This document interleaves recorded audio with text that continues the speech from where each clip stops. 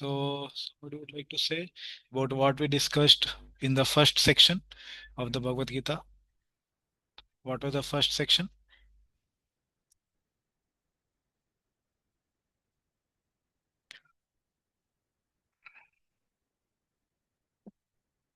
What was the first section which we discussed? And who was speaking in that verse?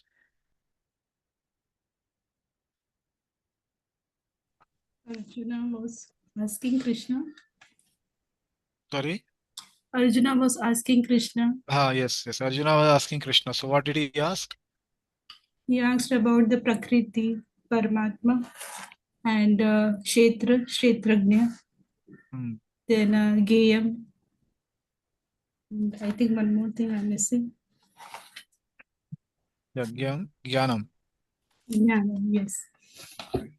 Yeah, so somebody will like to say what was discussed in the second section. First section we discussed that 6 questions were asked by Arjuna. So what was discussed in the second section?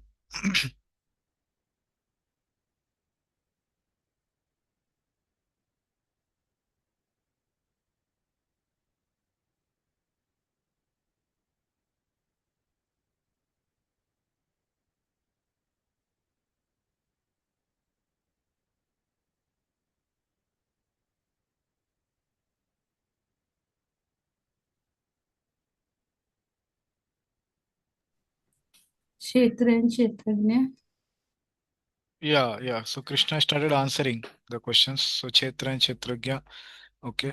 So what was discussed in that whole section as such? Kshetra and Kshetragya, what was discussed? What is definition of Kshetra? What is definition of Kshetragya? What did Krishna say?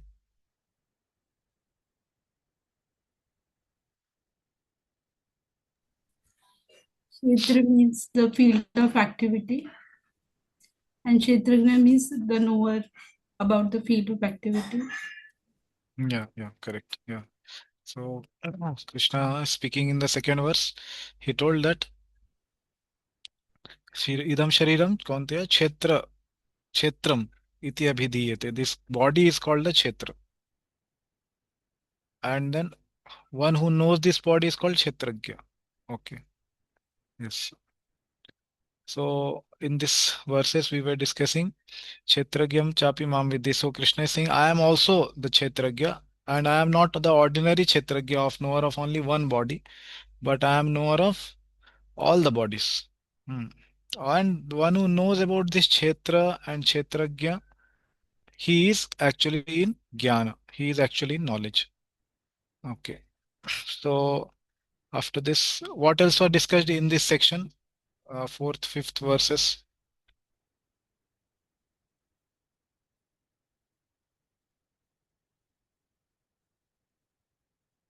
Yeah, others can tell. Those were there.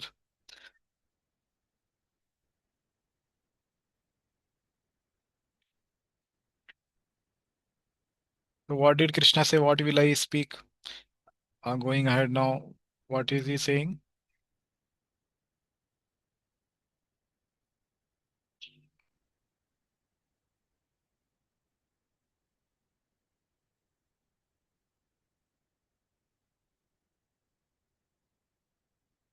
Yes, Himanshu bro, you want to say? Yeah, fourth, fifth verses.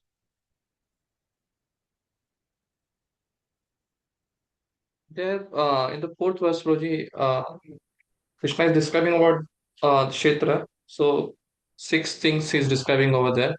Yeah, Uh, the field of activities, what it constitutes of, what correct. are the changes, Hmm, and who is the knower of the field of activities, and what are its influences.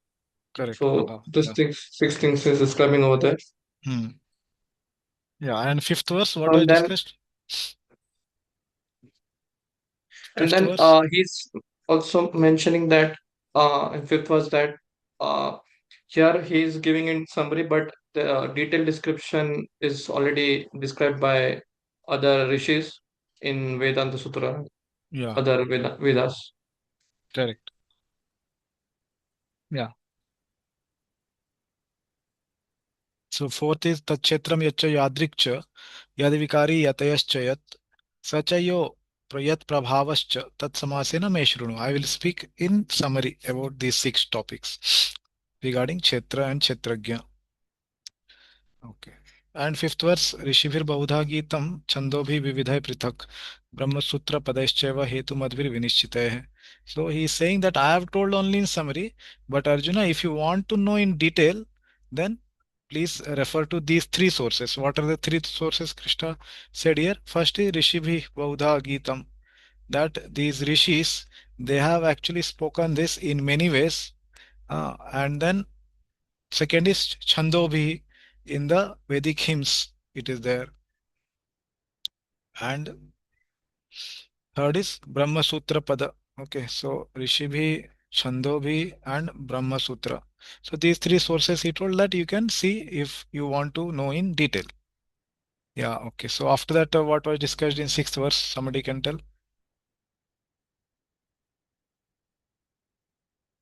You can see your books, notes. Generally, we prefer that we should not see or refer our notes. But okay, somebody wants to refer, they should see and tell because nobody is saying anything.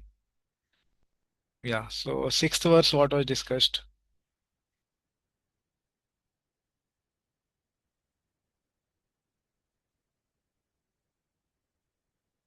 What was discussed in the 6th verse? What is Krishna speaking there? No.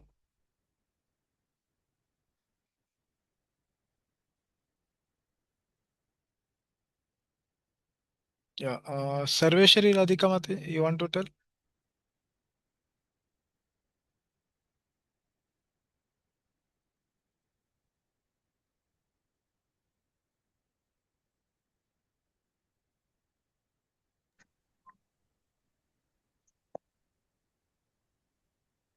Prabhuji, I was absent for last 2 classes, but I'm referring Okay. from Bhagavad Gita, then I will speak.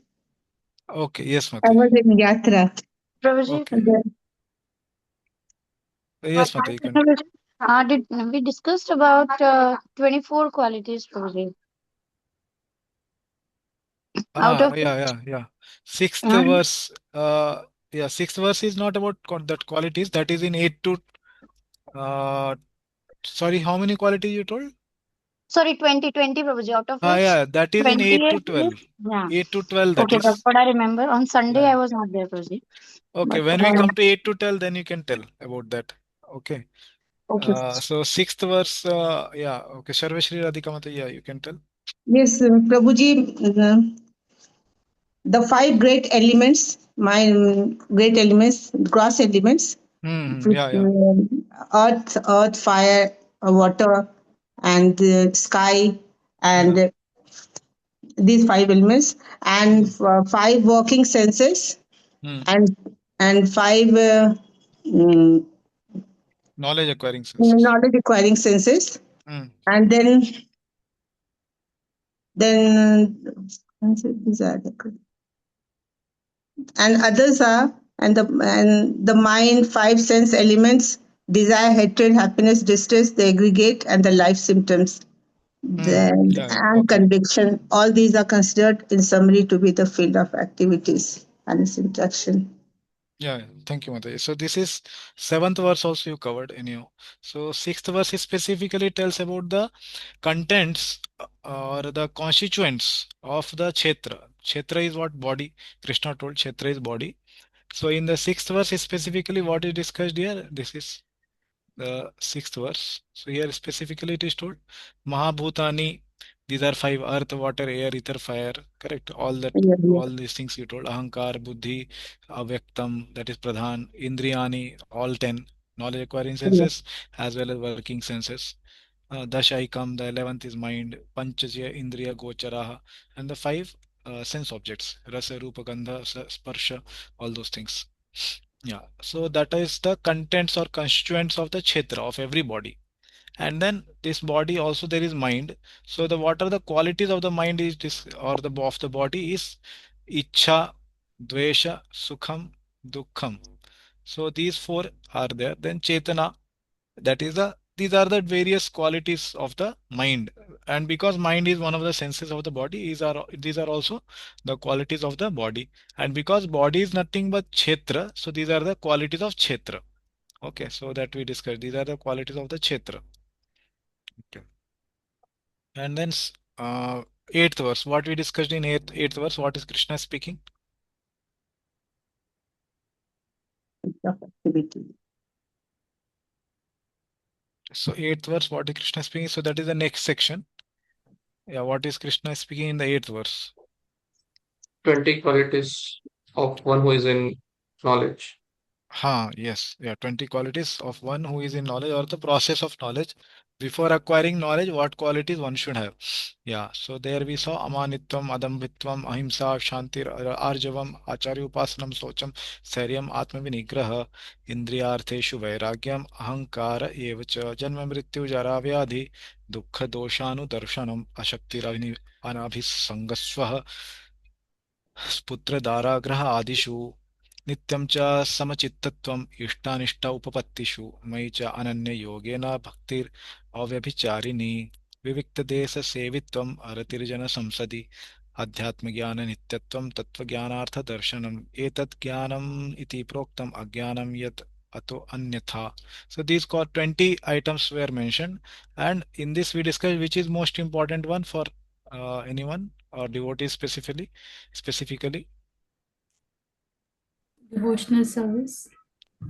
Yes. So Maicha Ananya Yogena Bhaktir Avyabhicharini means undeviated, unadulterated, Shuddha, or the pure bhakti.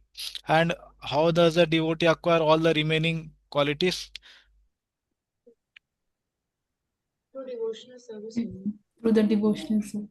By the process of devotional service itself, the devotee will acquire all the other 19 qualities. They don't have to specifically work for all the other qualities. So the qualities are mentioned here. This humility, pridelessness, non-violence, all that list is there. Okay, and then after this, what I discussed in 13th verse.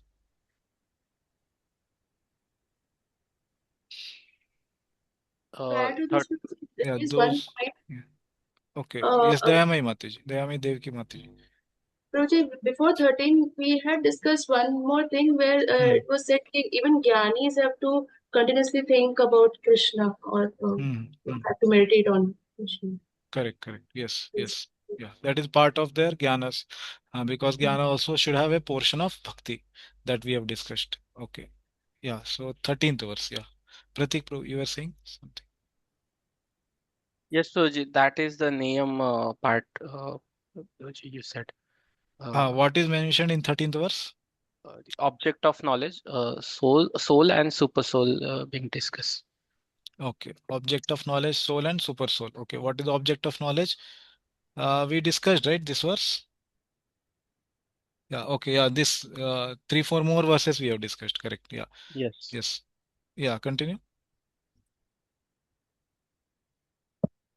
Yeah. So what are the objects of knowledge?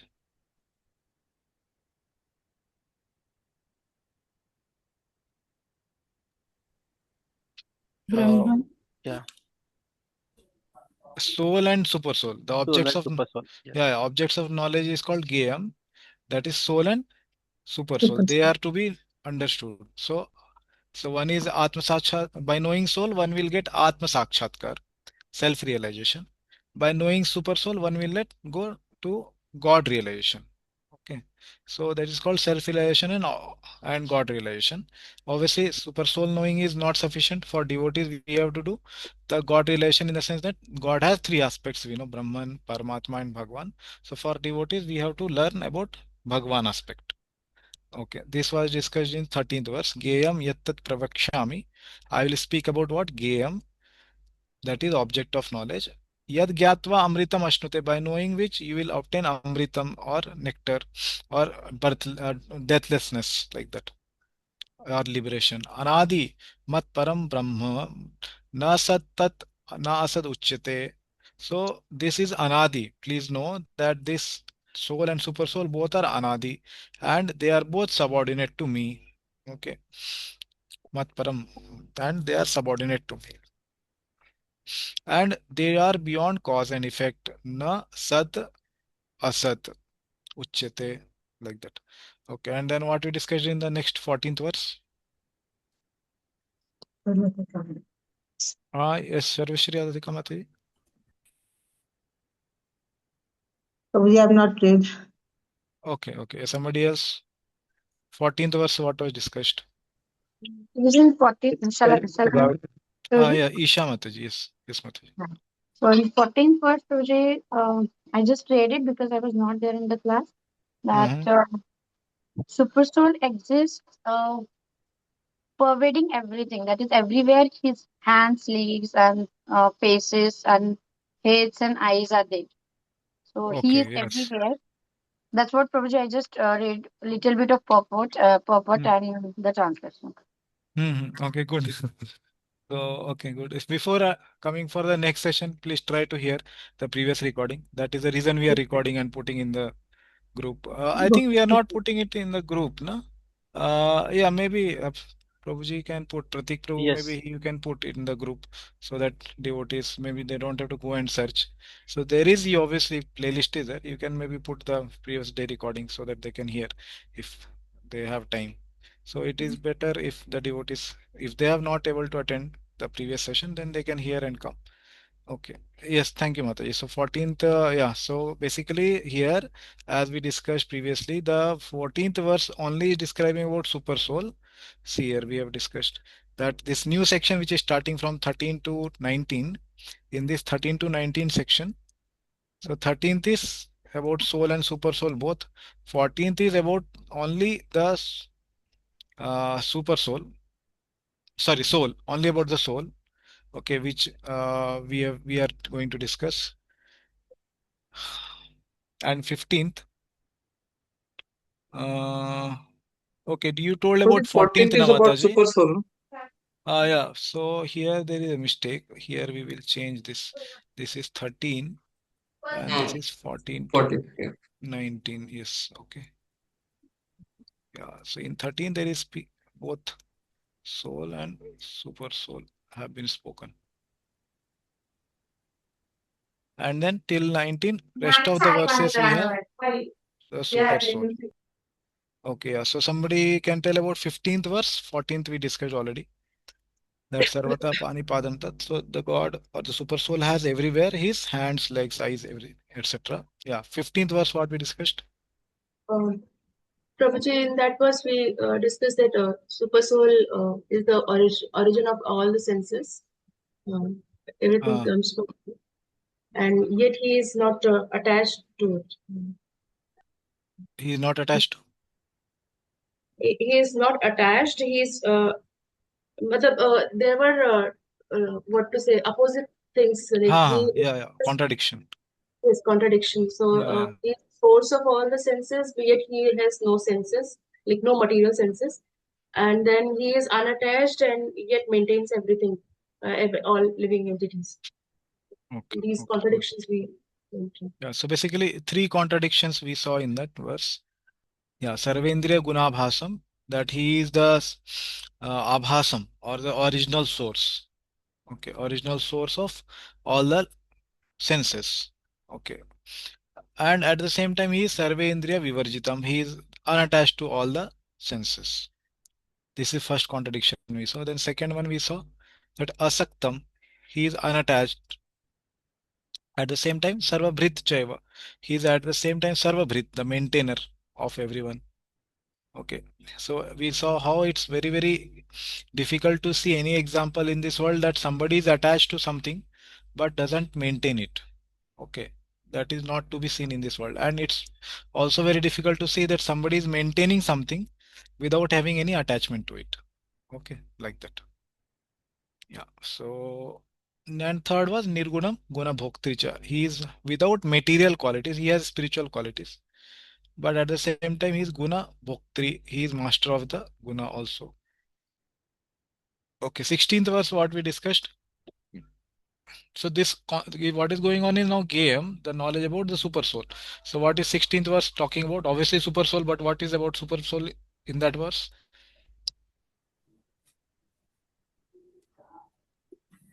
He That exists outside. Yeah, I others, those who have not spoken, I would encourage them. They can speak. Yeah. So yeah, somebody was speaking. You can speak. Challenge. You can raise hand. I don't know Challenge. who is unmuting and speaking. Raise hand means raise hand in Zoom. Yeah, because I have to see everybody's video otherwise.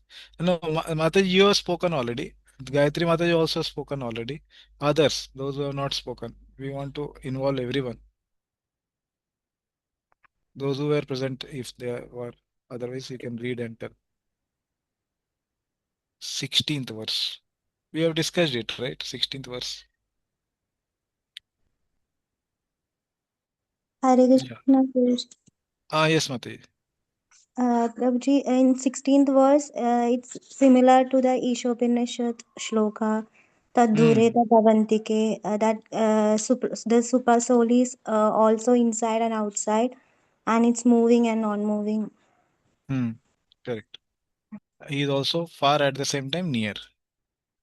Okay. Thank you. Thank you, Mataji. So 16th verse. Vahi antascha bhutanam. That is first contradiction. He is outside as well as inside of all living entities. So acharam and charam. He non-moving at the same time. He is moving also. And then sukshmatvat. Sukshmatvat. He is very, very small. We can say he is very, very subtle, like that. And at the same time, he is uh, avigayam. So he is right, he is unknowable. So these are the qualities of super soul. And then last line is saying durastham. He is far at the same time. Cha antike. He is very near also. Okay, 17th verse. What we discussed. 17th verse. Anybody? Yeah, this was the last verse I think we discussed. No, yeah, after this one more verse we were just discussing. Yeah, 17th verse. What was discussed in this about super soul? Yes, Santosh Bro. Hare Krishna, Prabhuji. So we discussed in this verse that although the Lord seems to be divided, but he is not so. Just like sun is at one place and still he is visible to everyone. Yeah, So similarly, Lord is, exists in his abode and still he is pervading the entire universe. yeah, okay. So And although he avibhaktam. is maintainer of everyone and still Mrityu Sarvaracham, he also devotes everyone. Okay, yeah. So these are the contradictory qualities we discussed. Avibhaktam as well as vibhaktam. Okay, he's without division, undivided. At the same time, he's divided into everyone's heart. Bhuta Bhartri. He is the maintainer of all the living entities. And at the same time, he is Grasishnu and Prabha Vishnu. He is the destroyer and maintainer of everyone, or developer, or the giver of birth to everyone. Okay. Yeah, 17th verse we discussed this. Okay. And 18th verse. What we discussed in 18th verse?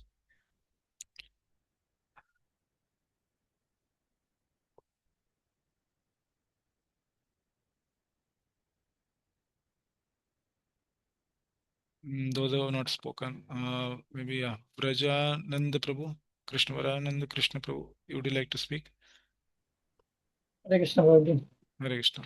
So we discussed about the Supreme Lord is like a source of all lights, Hmm. like sun and moons, Hmm. and he is a goal of the knowledge, and he is also Hmm. situated in everyone's heart. Sorry, last line what you said? So he is the object of knowledge. Okay. Supreme Lord is the object of knowledge, Uh, and he is also the goal of knowledge. he is also the Uh, goal of knowledge. Very good. Yes. Okay. Yeah. So we just discussed this verse only. I think we did not see the purport. Yeah. Today we have to see from here. So first he is saying Jyotisham. Krishna is speaking about the super soul, Paramatma. Jyotisham. Api tad jyotihi. Among all the things which are luminous, which can produce light, so I am the source of light in them. Tad jyotihi.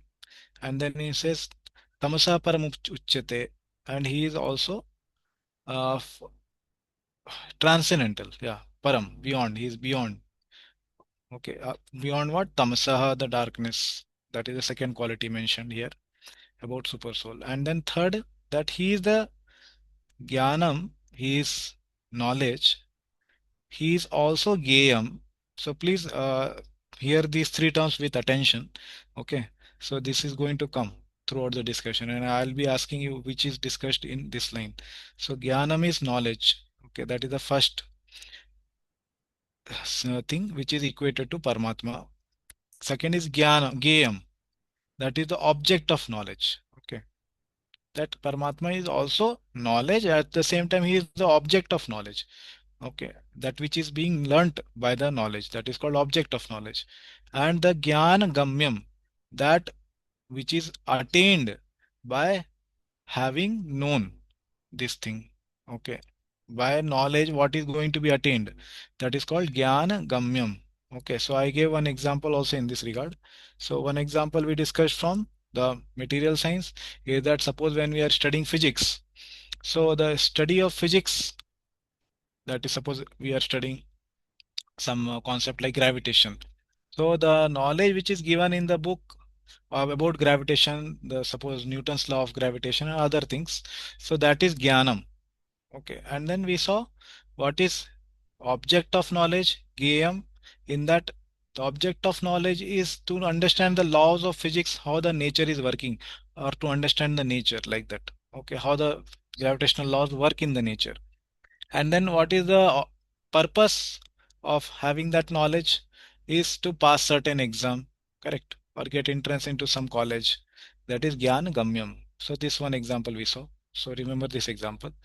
And another one we saw was, suppose a spiritual example we have.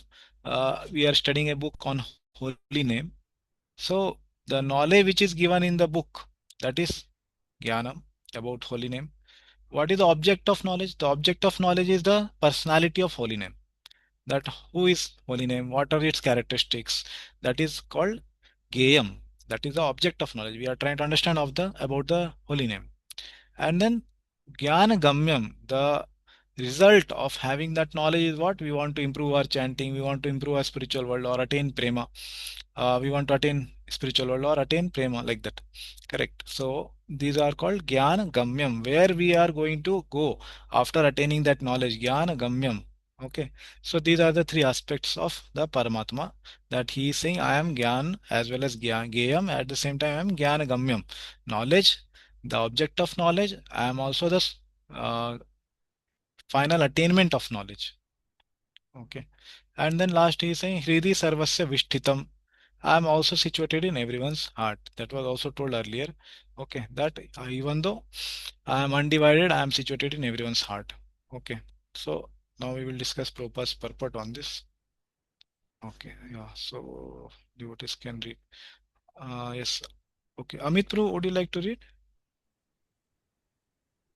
Hare Krishna Prabhuji, Dandavat. Hare Krishna. The Super Soul, the Supreme Personality of Godhead, is the source of light in all luminous objects like the sun, moon, and stars. In Vedic literature, we find that in the spiritual kingdom, there is no need of sun or moon because the effulgence of the Supreme Lord is there. In the material world, that Brahma Jyoti, the Lord's spiritual effulgence, is covered by Mahat Tattva, the material elements. Therefore, in this material world, we require the assistance of sun, moon, electricity, etc. for light. But in the spiritual world, there is no need of such things. It is clearly stated in the Vedic literature that because of his luminous effulgence, everything is illuminated. Yeah, thank you. So now here Prabhupada is speaking about, see, different parts of the shloka which are there. So keep your shloka, all devotees, in front of you, and then you can see what Prabhupada is actually trying to explain in every line. So the first line he is speaking about the super soul. So the whole section 13 to 19, as we saw, is about super soul only. So now specifically the part or the presentation of Supreme Lord in the form of super soul is being discussed. So the super soul, the Supreme Personality of Godhead, is the source of light. So where is it mentioned in the shloka that he is the source of light? Jyoti. Yeah. So he is the Jyoti. So if we go back to shloka, here we say Jyoti Sham. Among all those which are having light or luminous, among all the luminaries, I am the source of their light. Okay. In all the luminous objects. So luminous object is the Jyotisha. Jyotisham. Okay, and here is the Jyoti. Okay. Okay. Like the sun, moon, and stars. And then he's saying in the Vedic literature, we find that in the spiritual kingdom, that is spiritual world, there is no need of sun, moon, because the effulgence of the Supreme Lord is there. So which verse of the Bhagavad Gita is Srila Prabhupada talking about here? Yeah, if other न devotees or any. तद्भास्यते सूर्यो न शशाङ्को Yeah, na tad bhasyate shuryo.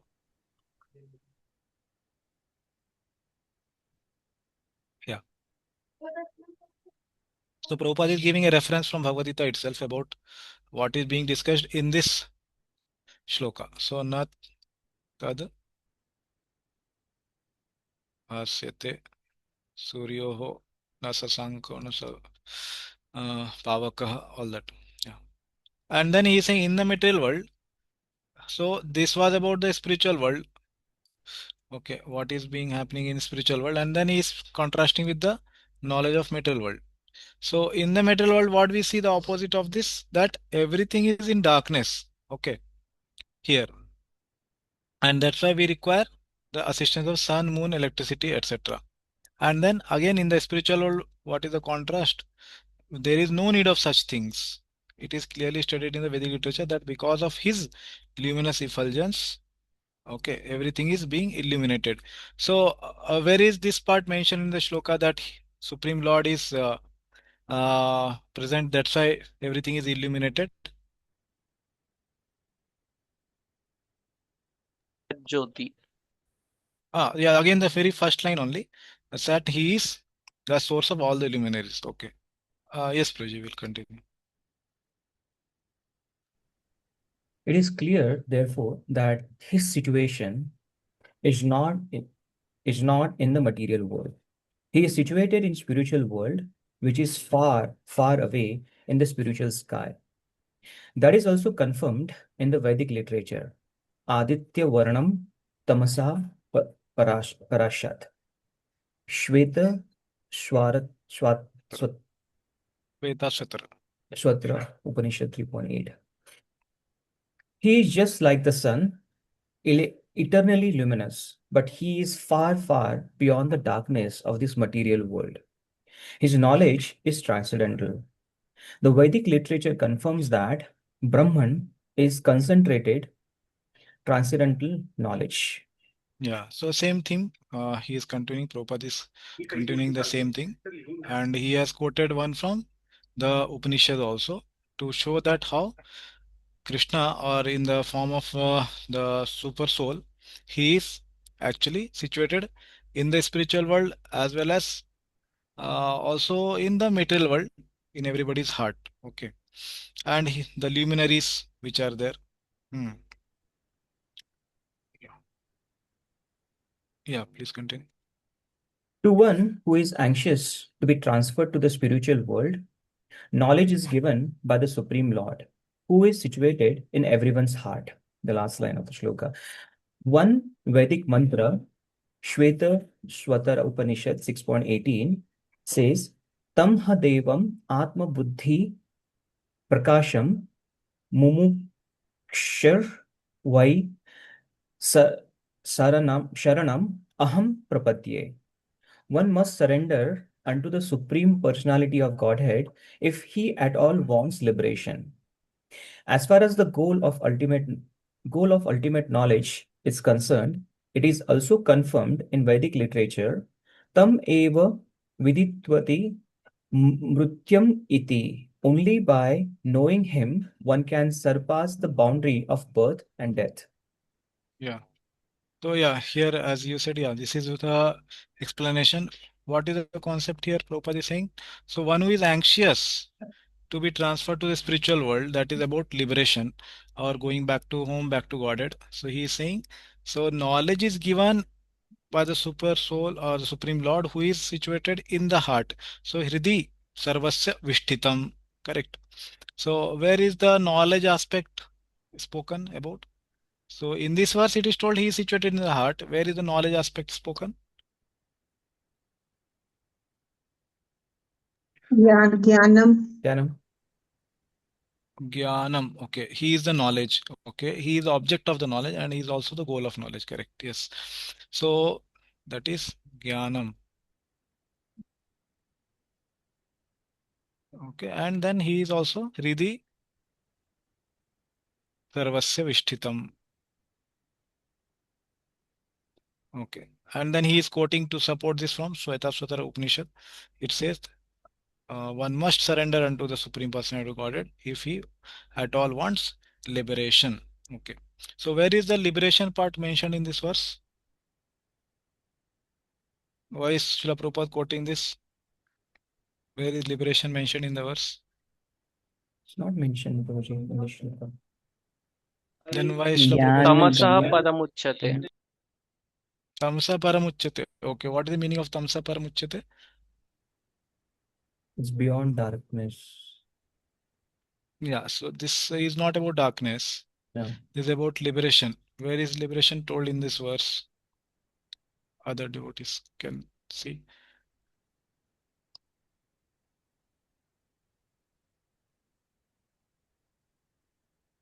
Jnanagamya, goal of Yes. knowledge.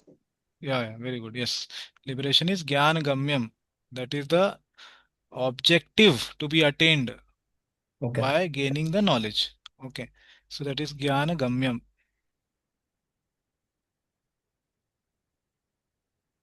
Okay. Jnana Gamyam. So Prabhupada will not speak anything which is generally not there in the verse. It will be there in the verse. We have to just exercise our minds that where what is there in the verse and why Prabhupada has quoted it. Okay. Yeah. And then the third one here in this slide, as far as the goal of ultimate knowledge is concerned. So now what is this ultimate knowledge Prabhupada is speaking about?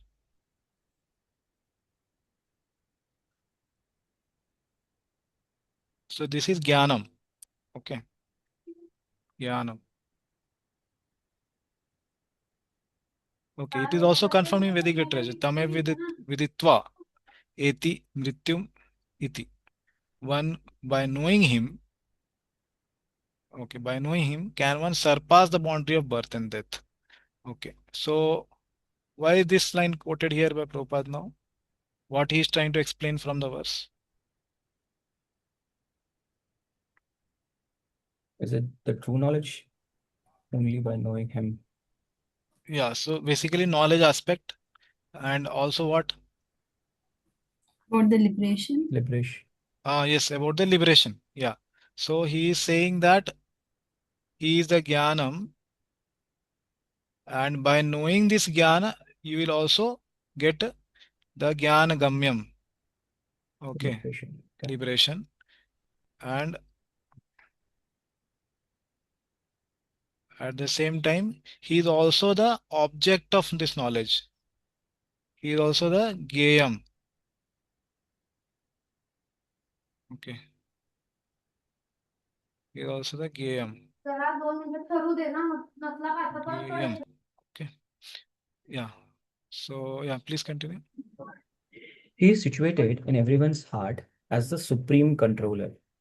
The supreme has legs, hands distributed everywhere, and this cannot be said of the individual soul.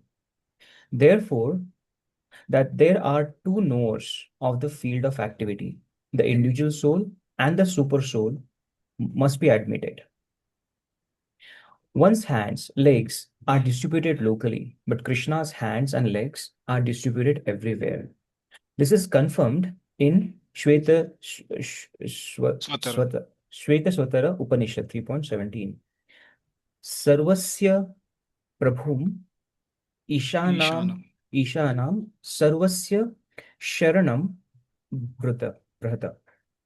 That Supreme Personality of Godhead, Super Soul, is the Prabhu or Master of all living entities. Therefore, he is the ultimate shelter of all living entities. Yeah. So there is no denying the fact that Supreme Super Soul and the individual soul are always different. Yeah. So again, now here Prabhupada is saying he is situated in everyone's heart as the supreme controller. Okay. The Supreme has legs, hands distributed everywhere. Where is this told?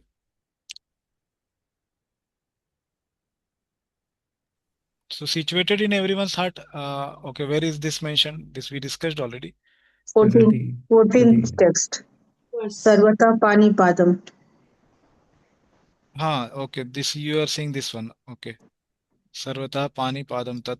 Sarvata Akshi Shiromukha. Okay, that is what is this here? He is situated in everyone's heart. Where is it mentioned?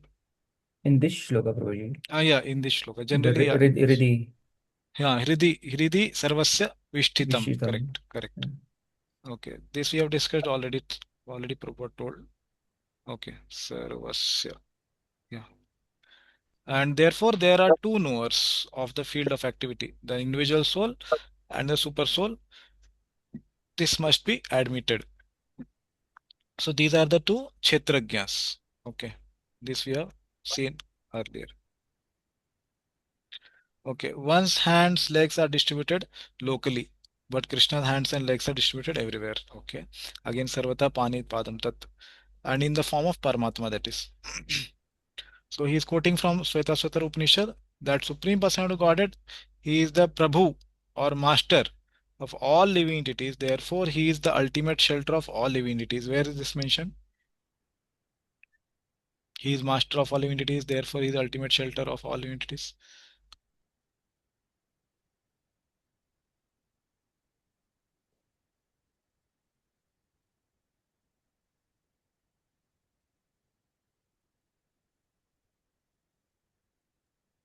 Sarvasya?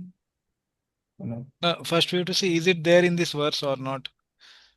Is this thing mentioned in this verse?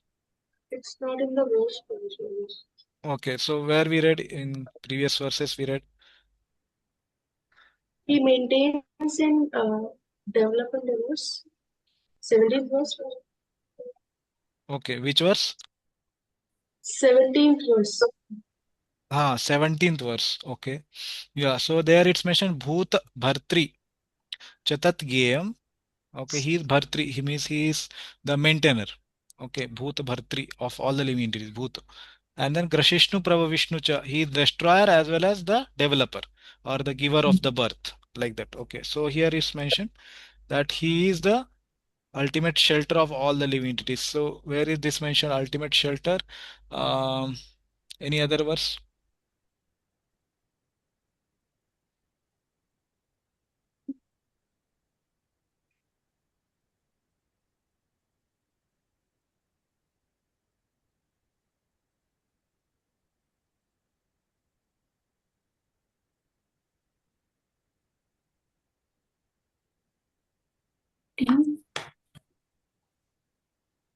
So okay, one 15th more. verse. Yes, Mataji.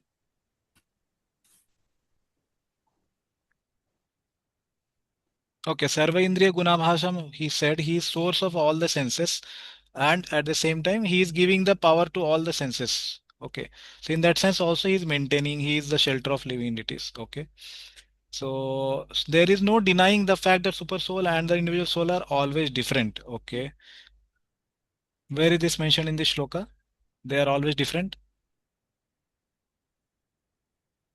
or previous shlokas that super soul is different from the individual soul. 14th number verse. What is mentioned in there?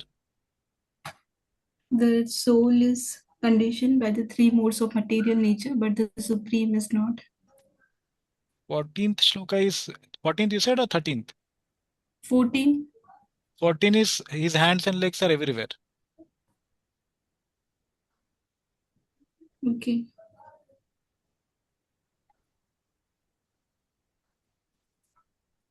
Okay, so here one word is used param.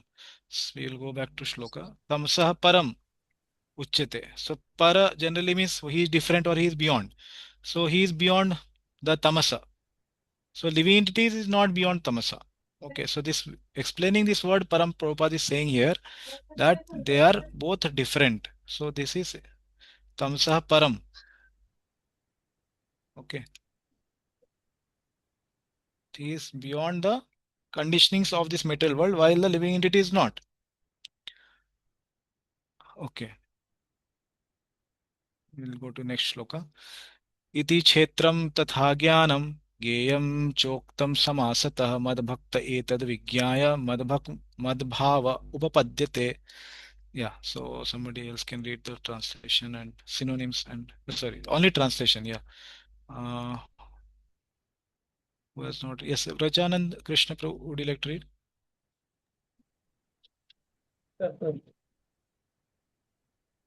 Thus, the field of activity, the body, knowledge, and the knowable have been summarily described by me. Only my devotees can understand this thoroughly and thus attain to my nature. Yeah, thank you. So he is saying now what is ending this section now about soul and super soul. So super soul mainly was discussed. Here he is saying iti kshetram. This kshetra. What is this kshetra? Body. Tatha jnanam, and the knowledge. Okay. So body and also the knowledge. Gayam, that is object of knowledge. So first is body. Second aspect of the shloka is jnanam. Third is gayam. So these three I have spoken in what way? Samasatah. Samas is summary, concisely, like that. Okay, proper translating here, summary. Okay, and then what is the phala shruti, or what is the purpose, or what will one attain after hearing this? Mad bhakta so etad vijnaya mad bhava upapadyate. So mad bhakta, my devotee, etad vijnaya, etad means whatever was explained before this. Okay, so what was explained before this by Krishna from 2nd to 19th shloka? This is etad. Okay, this was spoken by him. So what will happen? Vijnaya, by knowing this, mad bhava, he will attain my bhav. So Prabhupada here has translated as to my nature. He will attain my nature. Means he will also become a spiritual being. Okay, bhav upapadyate, he will attain it. Okay, so only my devotees can understand this thoroughly and thus attain to my nature. They will attain to my nature, like that. Okay. So the questions were asked by Arjuna. What were the question asked? Kshetra, what is Kshetra? What is Kshetragya? What is Jnanam? What is Geyam? And what is Purusha? What is Prakriti? Okay, these six were asked. How many are answered till now?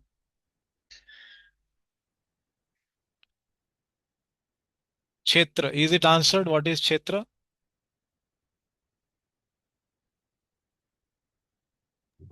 Yes. Yes.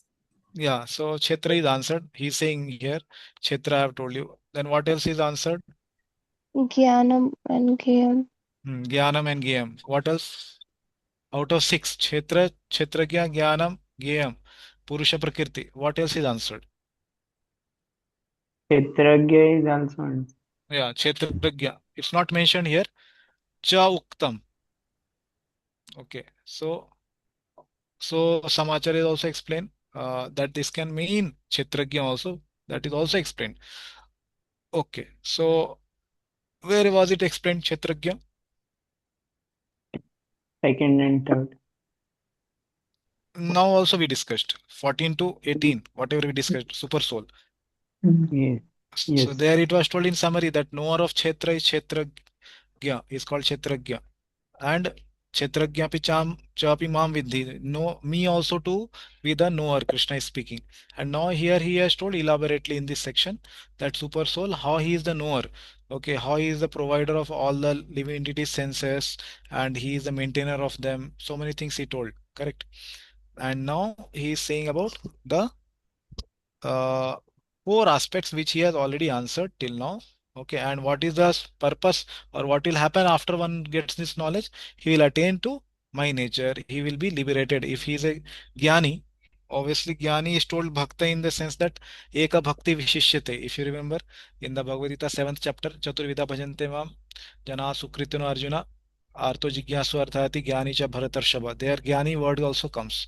So Krishna is saying that jnani in the next verse, in all of these, Jnani is most dear to me. Why? Eka Bhakti Vishishyate, because he is fully focused on Bhakti. Earlier he was a Jnani, but now Bhavanam Janmanam Ante Jnanamanamam Prapadyate. He has come to me, and that's why he is now very dear to me. So that way, Jnani also is spoken in this verse. So Mad Bhakta can mean both.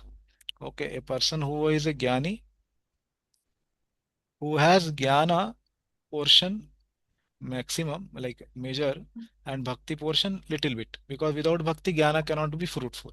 And other one is the Kevala Bhakta, who has only Bhakti and he has no tinge of karma and Jnana. Okay, this is called Kevala Bhakta. So for both of them, this shloka is spoken. So Prabhupada explains only the part of Keval Bhakta, and other acharyas explain both the parts, Jnani as well as the Keval Bhakta. Okay, so for Jnani, they will attain Mad Bhava Upapadyate, means they will attain liberation. Okay, the Jnani will attain liberation, and Mad Bhakta, they will attain what? They will attain to my nature. Okay, so as a devotee in the spiritual world, they will attain prema in spiritual world. Okay. Sarishti, Sarupya, Samipyam, Ekatvam, he lives. Okay. Other four kinds of liberation he will attain. Okay. Yes, Prabhuji, please read that purport. The Lord has described in summary the body, knowledge, and the knowable. This knowledge is of three things: the knower, the knowable, and the process of knowing. Combined, these are called Vigyan, or the science of knowledge. Perfect knowledge can be understood by the unalloyed devotee of the Lord directly. Others are unable to understand. The Munis say that at the ultimate stage, these three items become one, but the devotees do not accept this knowledge, and development of knowledge Do makes not accept understanding. this. Full stop. And then Accept start this. new line. Yeah. Knowledge and the development of knowledge means understanding oneself in Krishna consciousness. Yeah, thank you. So now Prabhupada is explaining about this verse. Lord is described in summary these things, three things: Kshetra, Jnanam, and the Geyam. The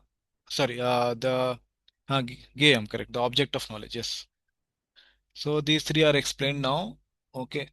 And then knowledge of these three things, that same thing.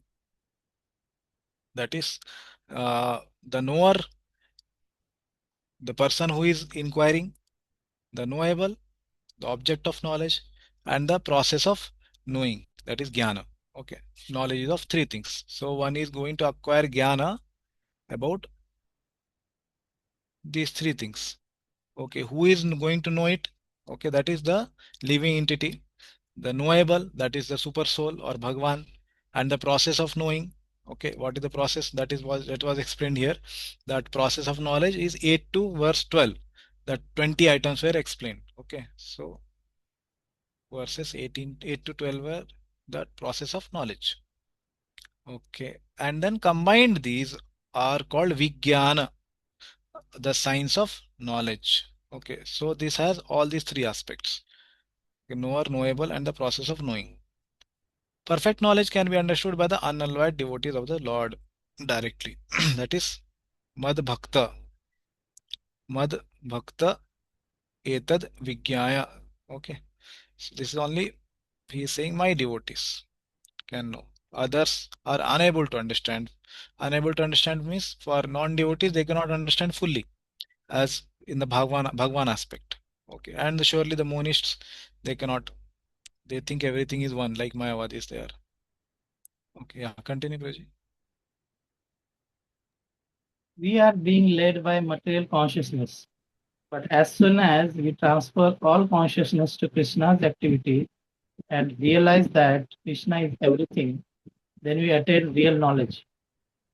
In other words, knowledge is nothing but the preliminary stage of understanding devotional service perfectly. In the 15th chapter, this will be very clearly explained.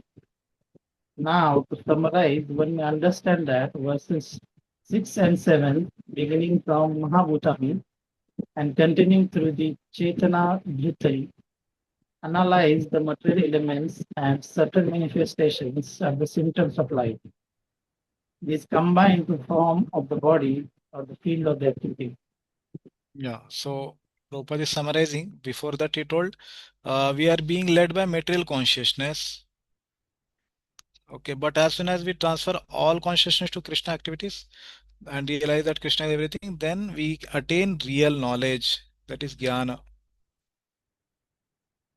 Okay, in other words, knowledge is nothing but the preliminary stage of understanding devotional service perfectly. So this is jnana is a preliminary stage of bhakti. In the 15th chapter, this will be explained. Okay, now he is summarizing. Yes, please continue. And verses 8 through 12 from Amma Nitvam to Tattva Jnanartha Darshanam describe the process of knowledge for understanding both types of knower of the fields of activities, namely the soul and the super soul. Then verses 13 to 18, beginning from the Anadi Matparam and continuing through the Radi Sarvasya Vishnitam, describe the soul and Supreme Lord or the super soul. Thus, three items have been described: the field of the activities, the body, the process of understanding, and both the soul and the super soul. Yeah, so 13 to 18. So we have discussed what all being described, soul and the super soul. Okay. And the three items have been described. What are the three items? First, field of activity, kshetra. The process of understanding, 8 to 12 verses, 20 items. And both the soul and the super soul, that is the kshetragya.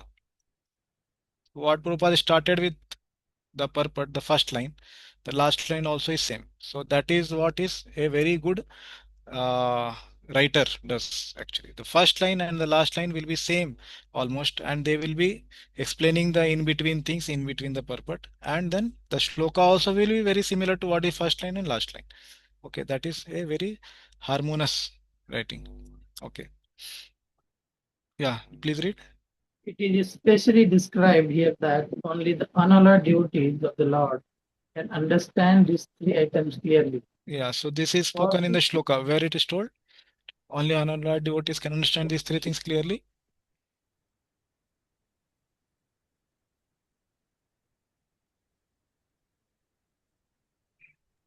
Madbhakta etad vigyaya.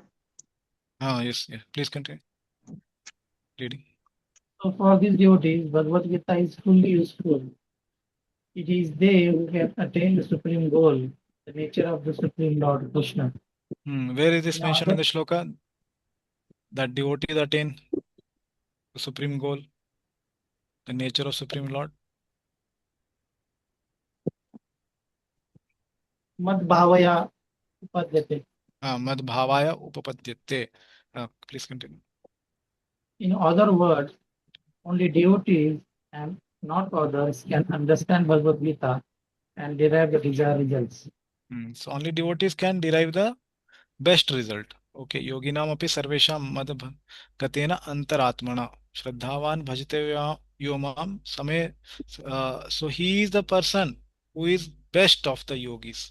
So he is beyond Jnani, Ashtanga Yogi, or any Karma Yogi, anyone. Okay, that is the understanding Prabhupada is telling. So when other acharyas say that even a Jnani or even a Ashtanga Yogi can attain Supreme Lord, they are saying in the sense that they can attain the realization of Brahman and Paramatma. They cannot attain the realization of Bhagavan. Okay, so they are not speaking very contradictory to each other, but they are explaining different aspects of the spiritualists. Okay, so all are spiritualists, whether it is a Jnana Yogi, Ashtanga Yogi, Karma Yogi, or Bhakti Yogi. They are all going towards something which is eternal. Okay, that is Brahman, Paramatma, or Bhagavan. Okay, okay, yeah. We'll read this purport. Also, Vishwanath Chakravarti Thakur's commentary. This is important shloka about Bhakti Yoga. Yeah, please read, Prabhuji. In this verse, the Lord summarizes the topic about the field and other items previously described, along with the result for those who practice. The field consists of items starting with the 5 cross elements and ending with the driti or preservance of verses 5 and 6. Knowledge was described starting with pridelessness, amanitvam, and ending with the review of the goals of liberation, Tattva Janartha Darshana, in the verses 7 through 11. Yeah, this is 8 to 12 actually. Yeah, continue. Object of knowledge to be attained by the process of knowledge were described in verses 12 to 18, starting with Yeah, the this is word 13 Anadi, and 13 to ending with 18. the word Ishtita. Hmm. The one truth known as the Brahman, meaning the Bhagavan and Paramatma, has thus been briefly described. The Jnani, endowed with some devotion, Mad Bhakta, knowing this, but this would mean Mad Bhavya. An alternate meaning of the science is my Sentence. sorry, sentence is my me Ekanta Bhakta, understanding that I, the master, have such power, Etat Vidyaya, becomes endowed with prema, Mad Bhavaya for me. Yeah, so now we can see Vishwanath Chakravarti is also explaining with the same term, Mad Bhakta, about Jnani. Okay, Prabhupada explained about Bhakta, that is only about devotee, but he is taking Jnani also to be a Bhakta, and that I explained before. Okay, and alternate meaning of the sentence can be taken, my Ekant Bhakta. So this is what the alternate meaning Srila Prabhupada has explained. Okay, this part. Okay, I, the master, his master, have such powers. Etad Vijnaya, this knowing this, understanding this becomes endowed with prema. Okay, so this is what Prabhupada is focusing on this explanation. Next section now. Anybody has any questions before we go to the next section on whatever we discussed till now?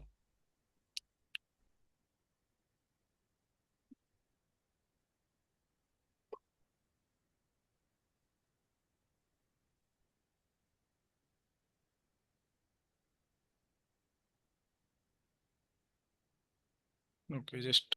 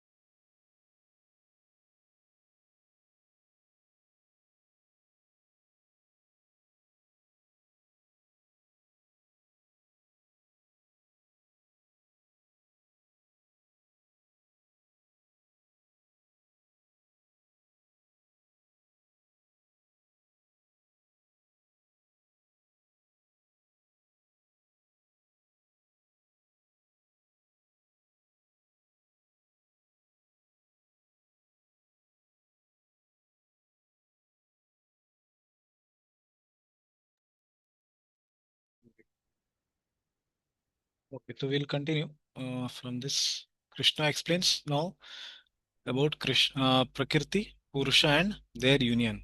Okay, this is the second last part of this chapter. So as we understood, 4 questions were answered already by Krishna. Now last 2 questions will be answered. That is, fifth aspect is Prakriti, and sixth one is about Purusha, and how they are combining with each other, how they are interacting with each other, their interactions. Okay, that is about the 3 modes. Okay, so whatever we discussed till now in that, the Prakriti, what is the Prakriti? The Kshetra.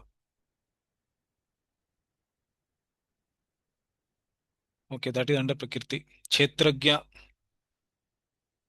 this is knower of the field. Who is that? That is both soul and super soul.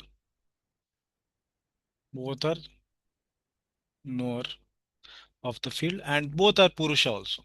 Okay, so please remember this. Soul and super soul both are Purusha. Okay, Kshetra is the Prakriti, the body that is provided by Prakriti. It is made up of material elements. So that's what we discussed, sixth verse. Okay, Kshetra, Kshetragya are Prakriti and Purusha and their interactions. That is what is going to be discussed now. Prabhuji, Hare Krishna, sorry. Yeah. Prabhuji, can you please again show how it is divided? What are the four sections? So this is the fifth section. How this chapter has been divided? Which is the first four sections you are asking? Yeah. So yeah.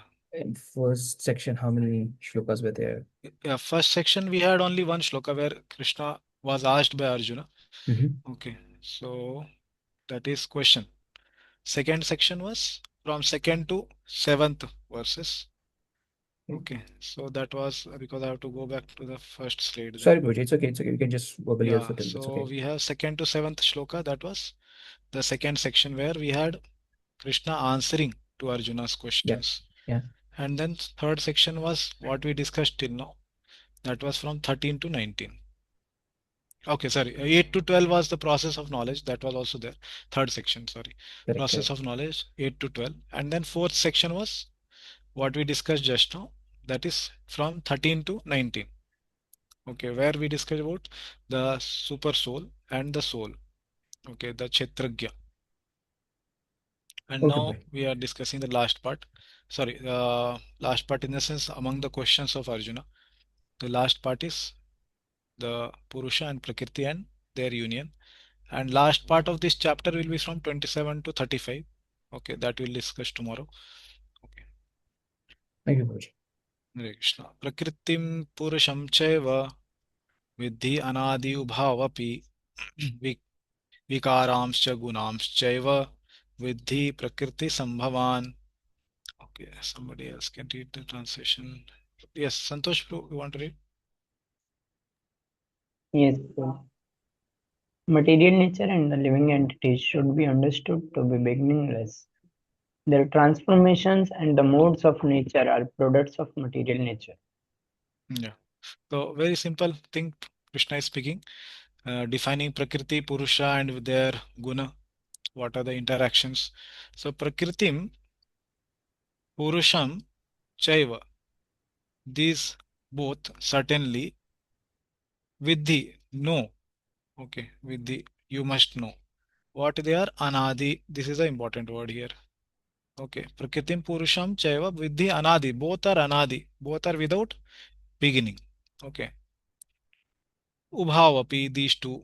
Okay, these two are Anadi. So this is the first part of the shloka where he is speaking about what is the nature of the Prakriti and Purusha. Okay, they are first of all beginningless. They don't have any beginning. Anadi. Adi means to start. And Anadi means no start. That doesn't have any beginning. And second part of the shloka, they are explaining about the interaction. Vikaramscha gunamschaiva vidhi prakriti sambhavan. So whatever the vikar means that which is deterioration we can say, or the variety kind of thing. So Prabhupada is translated transformation. Yes. So vikar, transformations. So their transformations. Okay. So their transformation means whose transformation? The transformation from nature and the living entity. Okay, their transformations. Okay, vikaramscha gunamschaiva, their transformations as well as the modes of the material nature. Okay, these gunas.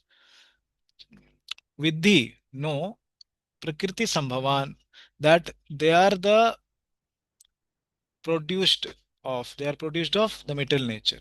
Okay, they are products of material nature basically. Okay. So this second part is explaining about their interactions. Okay, Prakriti and Purusha interactions. There are transformations which happen in the nature, Prakriti as well in Purusha. Okay, this Purusha, please understand, it is not about super soul which is undergoing vikar. This is about the soul. Okay, so the soul and the Prakriti both undergo transformation, and it is happening by what agency? That is guna. the material modes. Okay, the three gunas, sattva, rajas, and tamas. And these modes are the products of whom?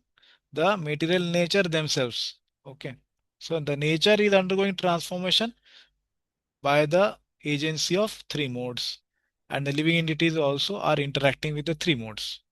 Okay. Okay. Yes, please continue. By the knowledge given in this chapter, one can understand the body, the field of activities, and the knowers of the body, both the individual soul and the supersoul. The body is the field of activity and is composed of material nature. The individual soul Okay, that where is was this told that body is made up of the material nature? Where was this told in this chapter? Before this also, yeah, knowledge is given in this chapter Jnana. the Okay. 24 elements which were described in that Yeah, soul. yeah. So yes, that was described in which verse? Sixth verse. Yes. Okay. 13.6. Mahabhutani, starting with Mahabhutani. So that is made up of material nature. Yeah, continue. The individual soul that is embodied and enjoying the activities of the body is the Purusha, or the living entity. He is one knower and the other is the supersoul. Yeah. Of course, it is to be understood that both the supersoul and the individual entity are different manifestations of the Supreme Personality of Godhead. Yeah. So where is this mentioned till now, or in this verse, that they are understood to be different manifestations of the Supreme Personality of Godhead?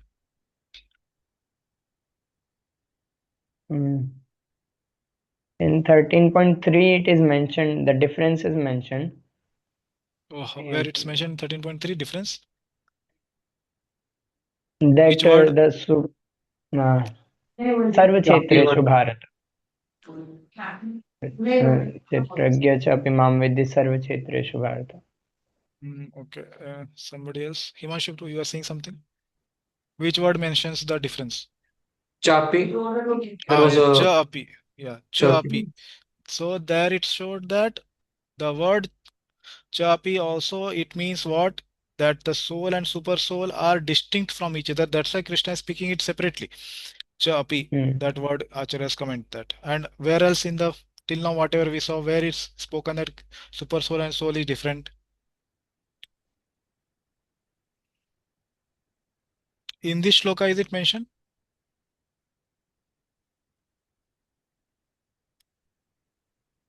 In this shloka, there is no mention about super soul. Yeah. So where previously it was told? Tamsah param uchyate. Correct. So the living entity is influenced by tamasa, but the super soul is tamsah param. Okay.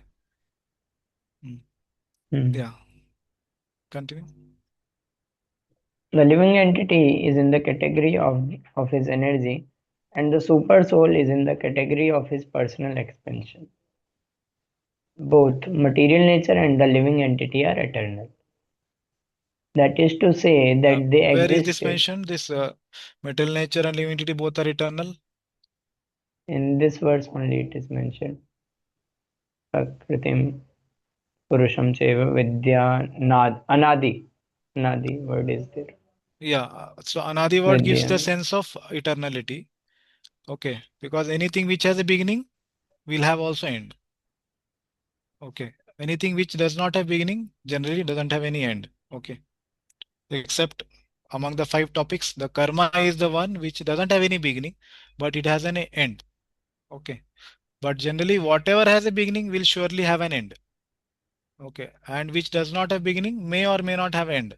So karma is an agent, is the factor which has no beginning, but it has an end. Okay. And what are other topics of Bhagavad Gita? Anybody knows? Prakriti, Super Soul, Super soul. Bhagavan is there. Yeah, Prakriti is there. Okay. Bhagavan is there. Ishvara. Okay. Then 2 are there. Time. Jeev, Ishwar, Kal, Prakriti, Karma. Kal. And one we discussed already here. Okay. Karma. Yeah, continue. Prabhuji, how is it that karma has no beginning? Yeah, that's what is told here, na? Anadi karma. Anadi karma phale. Odiya che bhavarna vajale. Bhaktivinoda Thakur song is also there. Correct. Anadi karma phale.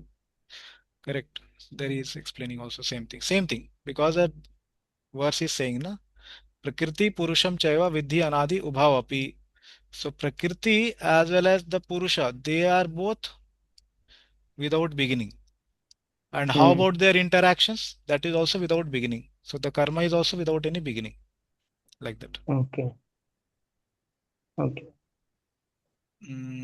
Till where we read? No, yes, continue. That is to say that they existed before the creation. Yeah. The Where they material were existing before creation? in Mahavishnu. Yeah, they were there in the unmanifested form, like we discussed Pradhan. Later, after manifestation, becomes this material world, Mahat Tattva. Correct. So, in that, just like we have a clay, so the clay we can take out some portion and make some dog, cat, or whatever. Correct. And then again, it can be merged back into the clay.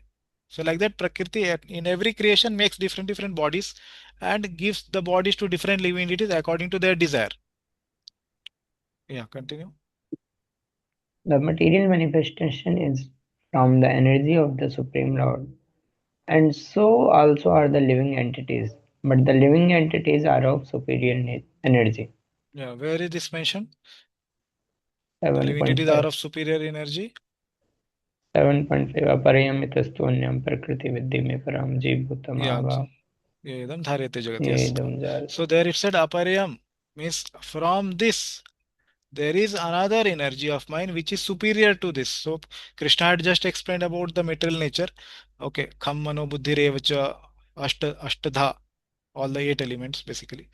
5 material elements as well as mind and then intelligence and ego. Yeah, continue. Both the living entities and material nature existed before this cosmos was manifested. Material nature was absorbed in the Supreme Personality of Godhead Mahavishnu, and when it was required, it was manifested by the agency of Mahatattva. Similarly, the living entities are also in him, and because they are conditioned, they are averse to serve the Supreme Lord. Thus, they are not allowed to enter into the spiritual sky. But with the coming forth of material nature, these living entities are again given a chance to act in the material world and prepare themselves to enter into the spiritual world. That is the mystery of material creation of this. Yeah, so the living entities are given chance in this material world again and again in every cycle when this creation happens to enter into spiritual world. Okay. So the living entities are also in him. So in the sense that in the Mahavishnu form. Yeah. Yeah, continue. Actually, the living entity is originally the spiritual part and parcel of the Supreme Lord, but due to his rebellious nature, he is conditioned within material nature. It really does not matter how these living entities or superior entities of the Supreme Lord have come in contact with the material nature. The Supreme Personality of Godhead knows, however, how and why this actually took place. In the scriptures, the Lord says that those attracted by this material nature are undergoing a hard struggle for existence. So yeah, so now Prabhupada is explaining the interactions which are happening between the living entity and the modes. So living entity is originally spiritual part. Mameva amshe jivaloke jivabhuta sanatana. Manasasthani indriyani prakritisthani karshati. So they are struggling hard for existence. Manasasthani indriyani prakritisthani karshayati. This verse Prabhupada has quoted. So before that he is saying that actually they are within this metal nature and conditioned. Okay, why they are conditioned? Because of the rebellious nature. Okay, so it does not really matter how these living entities of superior entities of Supreme Lord have come in contact with the material nature. How this happened, how the living entities came into contact, that is not mattering very much. What matters more is how the living entity will go back to spiritual world. Okay, by following the path of Bhakti Yoga. That is what is more important. Okay. But Supreme Personality of Godhead knows, however, how this and why this actually took place, but living entity does not know. And it is beyond our intelligence. It is achintya to us that how and when this happened. Okay. So that's why here in this verse it's told Anadi, it is beginningless. Yeah, continue. But we should know it with certainty from the description of these few verses that all transformations and influences of material nature by the three modes are also productions of material nature. All transformations and variety in respect to living entities are due to the body. As far as spirit is concerned, living entities are all the same. Yeah, so where is this mentioned in this shloka about transformations and influences? Vikaramscha gunamscha. Yeah, vikaran. Okay, so by Vikara. transformations of the modes of material nature, gunams. Okay. Yeah, please read this purport of Vishwanath Chakravarti Thakur. You have described the Paramatma as the knower of the field, but speaking of the Jiva, who is also the knower of the field, how does Jiva come in contact with Maya and why did it start? When did it start? When did it start? Know that Maya, Prakriti, and the Jiva, Purusha, are both without an origin, Anadi, having no first cause. This is because they are Shaktis of me, the Lord, who is also without origin, Anadi. Yeah, just to read the highlighted part. Yeah, yes, continue. From this it is understood that because matter and jiva, our body, are both without origin, being my Shaktis, their connection is also without origin, Anadi. But there is a real difference between them. Even though they are mutually connected, know that the body senses the other and other elements, gunan, and the transformations of the gunas, such as happiness, distress, lamentation, and illusion, vikaran, are all arise from Prakriti. Know that the jiva is very different from that Prakriti which has transformed into the field. Yeah. So what was told here is the same thing that verse is saying that contact with Maya is anadi. Okay. It is without an origin, having no first cause. So this is because they are Shaktis of me. They are eternally existing. Jiv Shakti as well as Maya Shakti. And the interaction also is Anadi. Lord who knows, the Lord who is also without origin. Okay. Then he is quoting one shloka. This seventh chapter, fourth and fifth verses. Bhumi Apanolo Vayu. Okay. Yeah. So this we discussed that how matter and the jiva are both without origin, and their connection also is without origin, is also anadi. Okay. So, but in the both of them, there is a difference in jiva and as well as prakriti. So, this body, senses, and other elements, gunan, okay, and the transformations, vikaran, tadgunaha, such as what are the vikars, what are the transformations of the guna? So happiness, distress, lamentation, illusion, these are all transformations of the metal modes, all arise from prakriti. And know that jiva is very different from that prakriti. Okay, so that's how jiva is transcendental to all the modes of mental nature in spirit. Okay. Okay. Yes, any question? Pratik, you have any question? Yes, Prabhuji, initially when we discussed the translation, we said that both Prakriti and Purusha goes from the Vikar or transformations. But later on, when we read this commentary by Vishwanath Chakravarti Thakur, Mm. so that time it appears like the Prakriti is only going transformation. So if at all Jiva is going, or not Jiva, but Purusha is going through the transformation, or apparently going through the transformation, what is exactly the context here? I am not able to understand, Prabhuji. Yeah, Prabhupada told the same point actually that Jiva will not undergo transformation. Okay, here he told this if you see. See, as far as spirit is concerned, living entities are all the same. No transformation in the spirit. But all transformations and variety in respect to living entities are due to the body. Okay, so Prabhupada also told the same thing, but he did not use the very same word. Okay. Okay, so in the spiritual part, there is no transformation happening in the living entity. But in the material part, like body, okay, subtle body, gross body, all the transformations are happening. Okay, in this, there is no transformation. So that same thing Vishwanath Chakravarti also explained. That, So, yeah. so then when this verse says that both are going through transformation, Hmm. is it the body? I mean the meaning is the body is going the transformation, because while you explaining Yeah, yeah. the translation, Both means Prakriti as well as the living entity. See, material nature and living entity should be understood to be beginningless. This is first yes, line of the shloka. yes, Prakriti Purusham Chaiva Vidyanadi Ubhavapi. Both are beginningless. That is first one. There. What is the meaning of this word there? Who is there here? both. Both of them. Yes. Correct. So that's what Prabhupada is saying. Their transformation. So both are undergoing transformations. And what else? Modes of matter are products of the material nature. So Gunan, they are also coming up from the material nature. That is okay, separate point, let's say. So their transformation is happening. Both are undergoing transformation. Transformation. How is living entity undergoing transformation? The body is changing again and again. Every day our body is changing also. And the material Okay. nature also is transforming. There is creation, there is maintenance, and there is destruction. The material nature also undergoes transformation, but both are eternal. Material nature always gets transformed, but again it is created, that's eternal.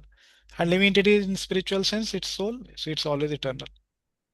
So Prabhuji, when the translations speak about living entities, does it speak about the bodies of the living entities Yeah, here in this context? yeah, body. Okay, That's what Prabhupada told na, in the purport. okay, okay. Here, Because the body is word all. was Purusha, so that was Yeah, Purusha means, see, whenever we say Purusha, we have to understand that they are referring to all the three aspects. Purusha has one aspect is that soul also. Then the soul has body also, and there is Paramatma also. So we never say that okay, somebody is coming. So we don't say that this Prabhu's soul came, then this Prabhu's mm, body also came. Arey dekho, super soul also came actually. We never say all these three separately. We yes. say this Prabhu is coming means all three are coming together only. So we may address like that. So but at different times, different part of it may be explained. Okay, Purusha means all three. understood, Prabhuji. Thank you. Okay. Hare Krishna. So now we'll go to the next part. Sorry, next shloka. 21. Yes. So कार्य कारण कर्तृत्वे हेतु प्रकृतिर उच्यते पुरुष सुख दुखानां भोक्तृत्वे हेतु उच्यते. Okay, somebody else can read. Yeah, Himanshu bro, you want to read? Yes, sir. Nature is said to be the cause of material causes and effect, whereas the living entity is the cause of the various sufferings and enjoyment in this world. Yeah. So nature is said to be the cause of the all material causes and effects. कार्य कारण कर्तृत्वे हेतु प्रकृतिर उच्यते. This is the first line. Okay, what is karya? The effect. Karana is the cause. So material causes, material effects. Karya and karana. Okay. Hetu, what is their cause? Prakriti. Okay, so this is nature. What is the definition of nature? Or what is the nature? Nature is the cause of both effect and the cause. Material causes and material effects. Okay, this is about nature. Okay. So second part is what? Purusha Sukha Dukkhanam Bhoktritve Hetu Uchyate. Whereas the living entity, what is the definition of living entity or what is living entity identified with? He is the cause of the various sufferings and enjoyment in this world. Whose suffering and whose enjoyment? His own suffering, his own enjoyment. Okay, so this second part is about the Jiva or the Purusha. Okay, this is about Prakriti and is about Purusha. Which Purusha? This is not about super soul. This is about the conditioned soul, Jiva. Okay. So why is conditioned soul suffering? Purusha Sukha Dukkhana Bhoktritve because of his tendency to enjoy. Okay, because he has assumed the title of enjoyer. So that's why he is having what? Sukha and Dukkha. And who is the cause of this? Purusha Hetu. Purusha is the cause of this suffering. So whereas the living entity is the cause of various suffering and enjoyments in this world. Okay. So this is about Purusha and Prakriti. Okay. What are they causing? Okay. So Prakriti is the cause of all the material causes and effects. Basically, Karya here is the body. Okay. The Karana is the senses. Okay, this will be explained by Vishwanath Chakravarti Thakur. And Kartritva is actually uh, the sense devatas, the demigods. Like you must have heard that every sense, like eyes, the sun god is the demigod. There's a sense devta for eyes, like that for Karna. Other demigods are there. For every limb of the body, there are different demigods. So the technical meaning of these three terms are explained by Vishwanath Chakravarti Thakur. Kara is the body, gross body. Karana is the senses, and then Kartritve is the sense devatas. So these three items are provided by Prakriti. Okay, so just understand it by one example. Very simple example is that the grocery. Suppose somebody goes to purchase. Okay, in the shop, the shopkeeper is there. So the material nature is like the shopkeeper, and the person who is going to purchase is the living entity. So living entity has the desire to interact with modes. So similarly, the person who is going to purchase some item, he wants to interact with the item. So the living entity is the cause in the sense that he is desirer. So if you remember, we discussed earlier, the jiva is the desiring doer. Okay. So he is doing the things by desiring. Okay. So here in our example, it is the person who is going to purchase some item in the shop. He has some desire to purchase something. So that is the jiva, desiring doer. And second agent in this whole thing is the prakriti. Okay. She is the performing doer. She gives the goods which the jiva wants. She gives the body to the jiva to enjoy. Jiva has a desire to enjoy, so Prakriti will give the body. What else she will give? She will give senses.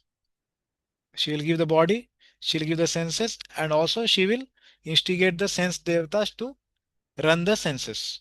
Okay, take care of the senses. She is a performing doer. And then third was the super soul,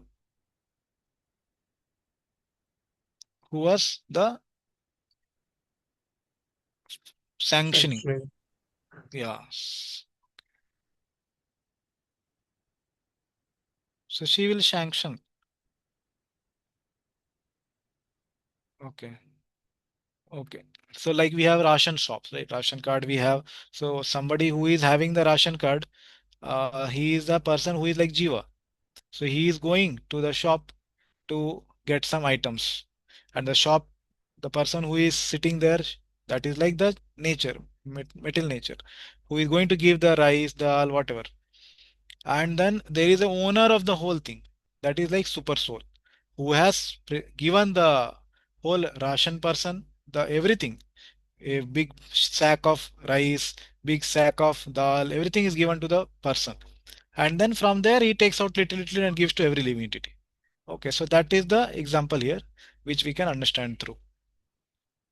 Okay, we'll see the purport. Yeah, please read purport. The different manifestation of bodies and senses among the living entities are due to material nature. There are 84 lakh Yeah, so where species. is this mentioned in the shloka? The manifestation of body and senses of living Karak, entity is due to material nature. first Where line. what is the exact word you to tell? Karya, Karan, Kar, the base. Yeah, so when we are saying the material nature is the cause, Prakriti Hetuhu. See the word to word meaning. Where is it? Hetu. She is the instrument or the cause. Hetu means cause also. She is the cause. Who? Material nature. Okay. So Prakriti Hetu. And what she does? She gives different manifestations of body. Where is body mentioned in the shloka?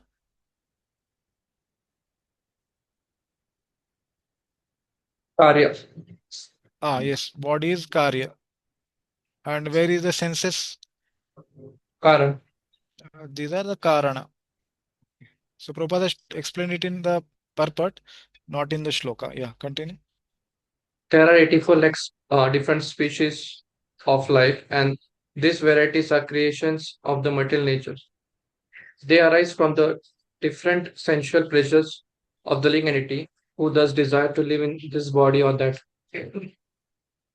When he is put into different bodies, he enjoys different kinds of happiness and distress.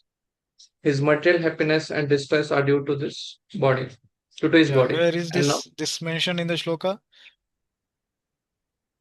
That okay, where is this mentioned? When he is put into different bodies, he enjoys. Where is this mentioned? Sukha. Sukha Dukha Nama Bhokatvam. Yeah, that is happiness and distress. Where is enjoyment mentioned in the shloka? Bhaktitve. Bhoktritve. Bhoktritve. So that is the reason, starting point of everything. Okay, Bhoktritve. And because of that, Sukha Dukhanam. Okay, and his material happiness and distress are due to the body. Okay, due to the body. Okay, so where is this mentioned? See, Hetu, due to Purushaha, due to the living entity's desire. Purusha Hetu. Okay, and not to himself as he is, not as as a soul. Yeah, read. In his original state, there is no doubt of enjoyment. Therefore, that is his real state. Yeah, Because of the desire to lord it over material nature, he is in material world. In the yeah. spiritual world, there is no such thing. Mm. The spiritual world is pure, but in the material world, everyone is struggling hard to acquire different kinds of pleasures for the body. It might be more clear to state that this body is the effect of the senses. The senses are instrument for gratifying desire. Now the sum, total body and instrument senses are offered by material nature, and as will be cleared in the next verse, the living entity is blessed or damned with circumstances according to his past desire and activity. Yeah. So here he's saying it might be more clear to state that this body is the effect of the senses. The senses are the instruments for gratifying desire. So bhoktritve. So where is the senses mentioned? Karya Karana. Okay. So they are the instruments to enjoy. Just like the shop person is giving the goods to the purchaser.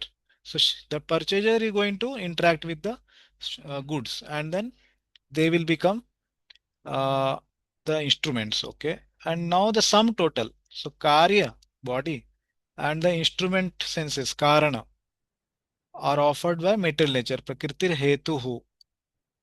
Okay. And the next verse also, Prabhupada is saying it will explain.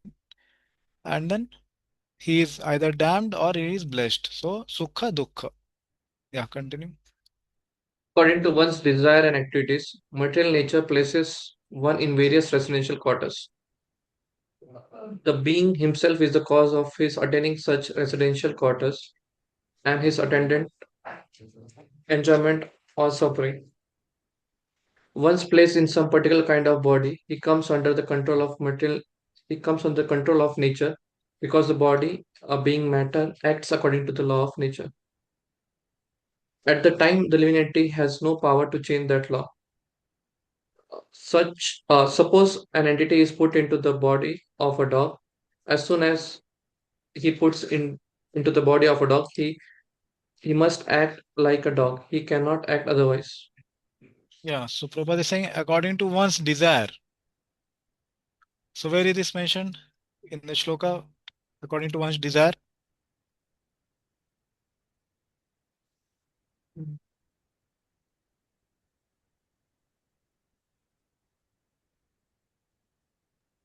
भोक्तृत्वे हेतु. हाँ, भोक्तृत्वे हेतु. Okay, हेतु.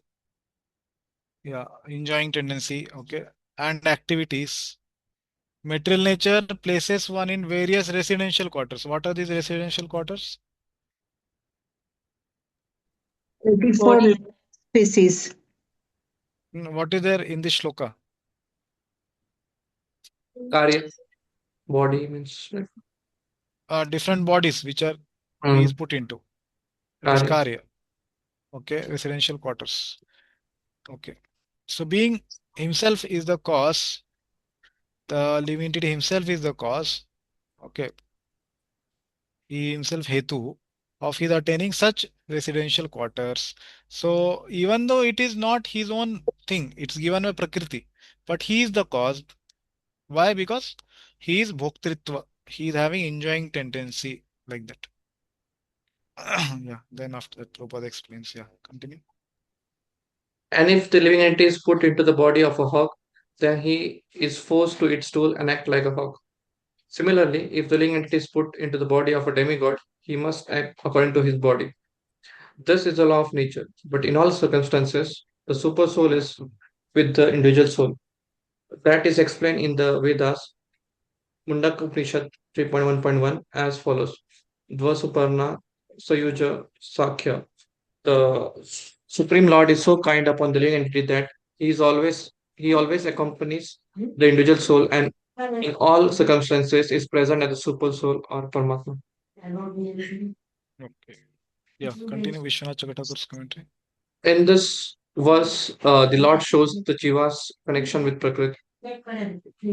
Prakriti is the cause of Jiva's unfortunate condition by offering the body, Karya, the senses which produce happiness and distress, Karma, and the presiding deities of the senses, Krita. Three. Prakriti, by association with the Jiva, transforms into the form of body, senses, and sense devatas. And by its function of ignorance, it becomes the bestower of the Jiva's misidentification. The Jiva, Purusha, having the position as the enjoyer of the happiness and distress produced by Prakriti, is also the cause of the connection. Yeah. So we discussed this very thing, that how Karya refers to body, Karana refers to the senses, and the presiding deities of the senses are the Kartri. Okay. Yeah, continue. The meaning is this: even though the body, the senses, the sense devatas, and the Jiva's capacity for enjoyment, Bhokritva, are all qualities of the Prakriti, because of the predominance of unconsciousness in the body, senses, and sense devata, dominance of the consciousness in experiencing the happiness and distress, Bhokritas, the two get separately designated as causes according to the predominance.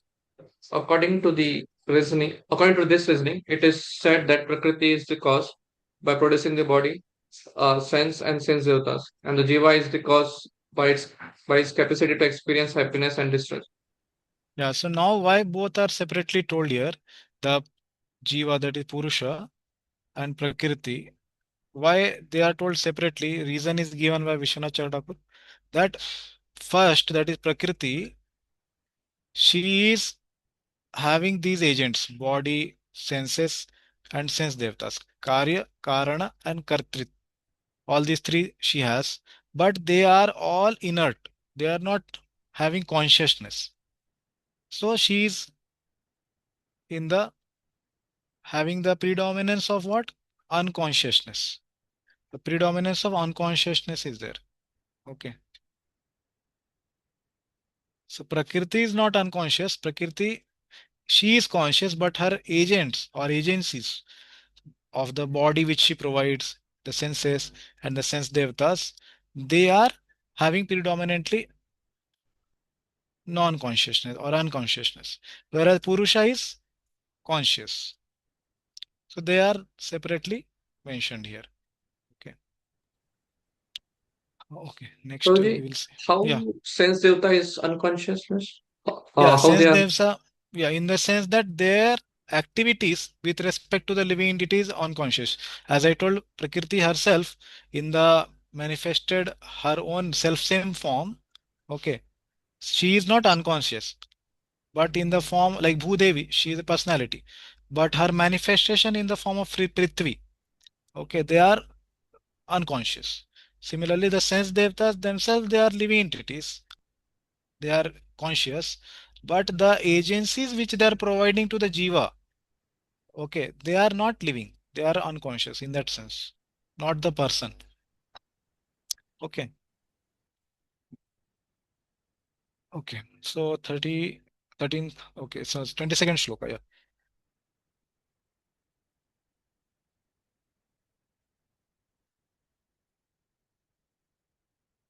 Okay.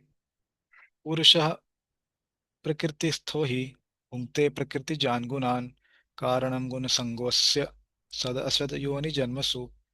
Now somebody else can read who has not read. Gayatri Mataji, you want to read? Yes, Prabhu. The living entity in material nature thus follows the ways of life, enjoying the three modes of nature. This is due to his association with that material nature. Thus, he meets with good and evil among various species.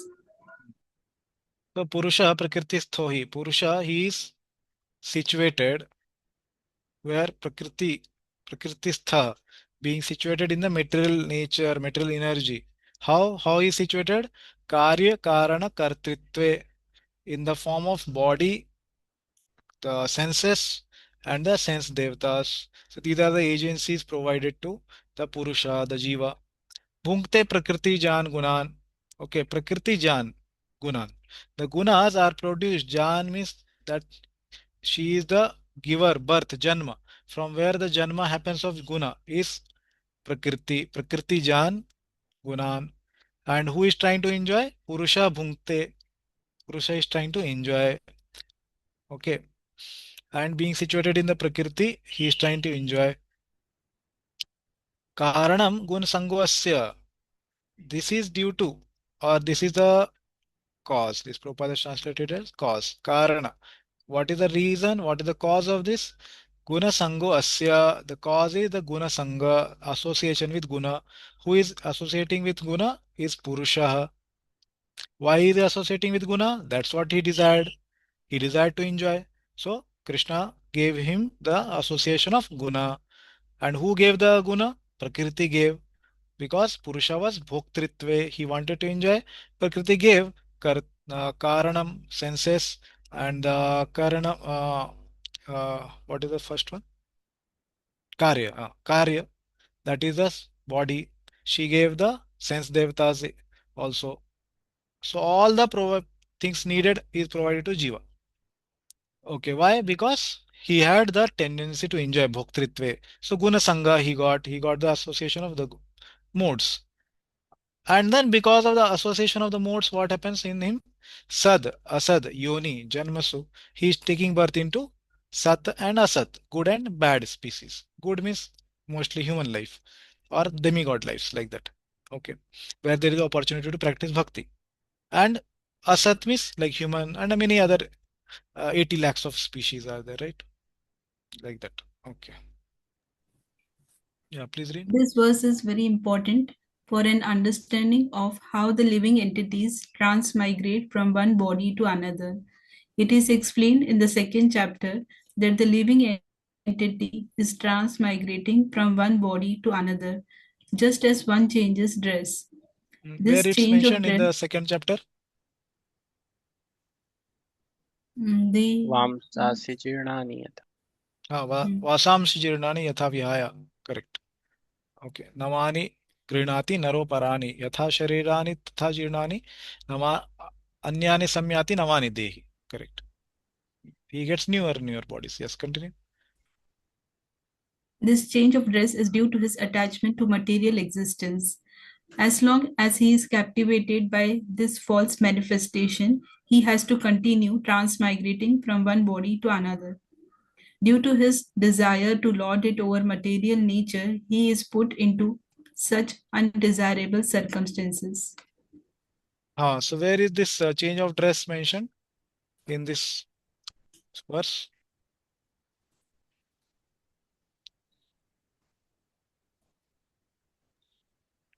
Sad asad yoni janmashu. Sad asad yoni janmasu. And attachment to the material existence is Guna sanghasya. Guna Sangha. Basically, it is not directly mentioned, but attachment is bhoktritve, his tendency to enjoy. Because of that, he is attached to the material nature or material modes. Okay, and as long as he is captivated by the false manifestation, he has to continue sadasad yoni janmasu. Okay, due to his desire to lord over bhoktritve, he is put into undesirable circumstances. Continue. Under the influence of material desire, the entity is born sometimes as a demigod, sometimes as a man, sometimes as a beast, as a bird, as a worm, as an aquatic, as a saintly man, as a bug. This is going on, and in all cases, the living entity thinks himself to be the master of his circumstances, yet he is under the influence of material nature. How he is put into such different bodies is explained here. It is due to association with the different modes of nature. Yeah, so where is this mentioned? Association with different modes? Guna Sangha. Guna Sangha asya. Yeah, correct. Yeah, continue. One has to rise, therefore, above the three material modes and become situated in the transcendental position. This is called, that is called Krishna consciousness. Unless one is situated in Krishna consciousness, his material consciousness will oblige him to transfer from one body to another, because he has material desires since time immemorial. But he has to change that conception. That change can be effected only by hearing from authoritative sources. The best example is here. Arjuna is hearing the signs of God from Krishna. The living entity, if he submits to this hearing process, will lose his long cherished desire to dominate material nature, and gradually and proportionately, as he reduces his long desire to dominate, he comes to enjoy spiritual happiness. In a Vedic mantra, it is said that as he becomes learned in association with the Supreme Personality of Godhead, he proportionately relishes his eternal blissful life. Yeah. So Prabhupada is saying the solution to all this is the hearing from authoritative sources. And we discussed before we starting this discussion on Bhagavad Gita, how much it is important to hear from bona fide sources, Guru, Sadhu and Shastra. Okay. And then only one can change the change can be effected. Okay. Example Prabhupada is giving about Arjuna is hearing from Krishna. Okay. And then when he submits to his hearing process, he will lose the bhoktritve, the enjoying tendency, and understand that Krishna is the actual enjoyer. Okay. So in a Vedic mantra Prabhupada is quoting, it is said that he becomes learned in association with Supreme Personality of Godhead, he proportionately relishes his eternal blissful life. So this will be quoted by Vishwanath Chakravarti Thakur. We will read this, yeah. But the jiva, just by misidentification caused by beginningless ignorance, thinks that his capacity for action and enjoyment are his very nature, though they are just the nature of things related to him, that is, body and senses. From this, he takes repeated birth, situated in the body produced from Prakriti and identifying with it, Prakriti Sthita. The jiva enjoys and suffers by identifying as his own, Bhungte, the lamentation, illusion, happiness, and distress, Gunan, which are the qualities of his mind, Prakriti Chan. Yeah, yeah. The cause is the contact of the soul, Asya, with the body, made of gunas, guna sangha. Though the soul does not actually contact the body, the contact is fabricated through ignorance. Where does the jiva enjoy? In repeated births in life forms like devatas, sadhyoni, or animals, asadhyoni, produced by his pious or sinful actions. Yeah. So here it said that the soul does not actually contact the body. But the example is given like a dream. Okay, so Shrimad Bhagavatam, second canto, 10th chapter. Swapna drashtur ivanjasaha.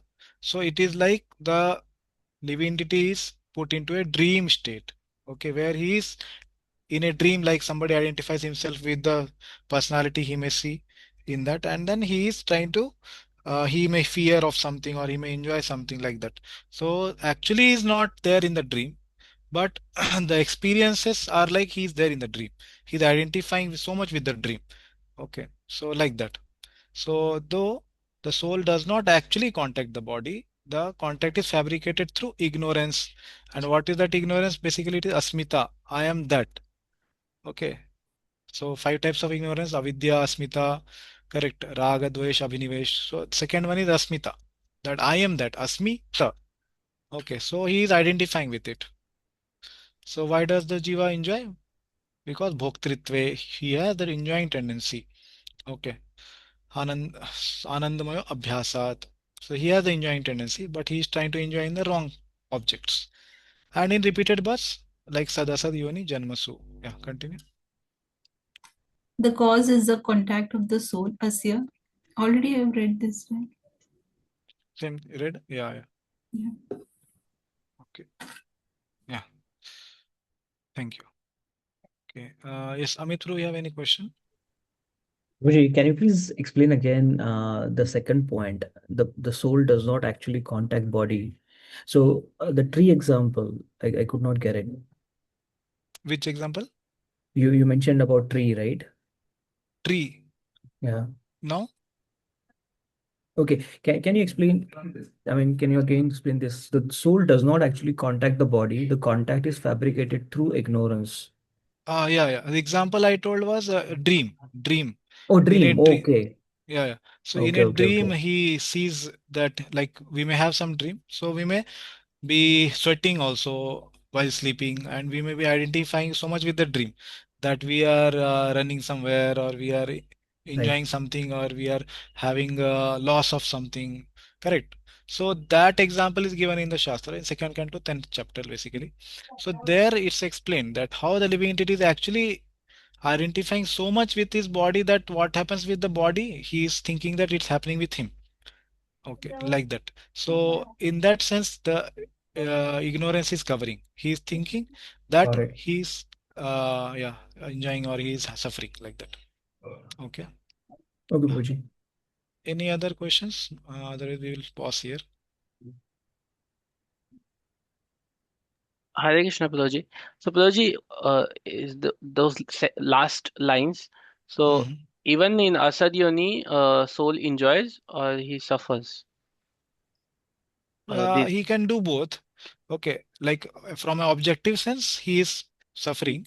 But if you ask any living entity in any form of the body, they will say, I'm enjoying only. The pig also will say, I'm enjoying only. Okay, because he is so much identifying with the body and he is covered with the what you say, ignorance. So he will say that I'm enjoying only because of ignorance. But as human being, we may see that, oh, he is suffering.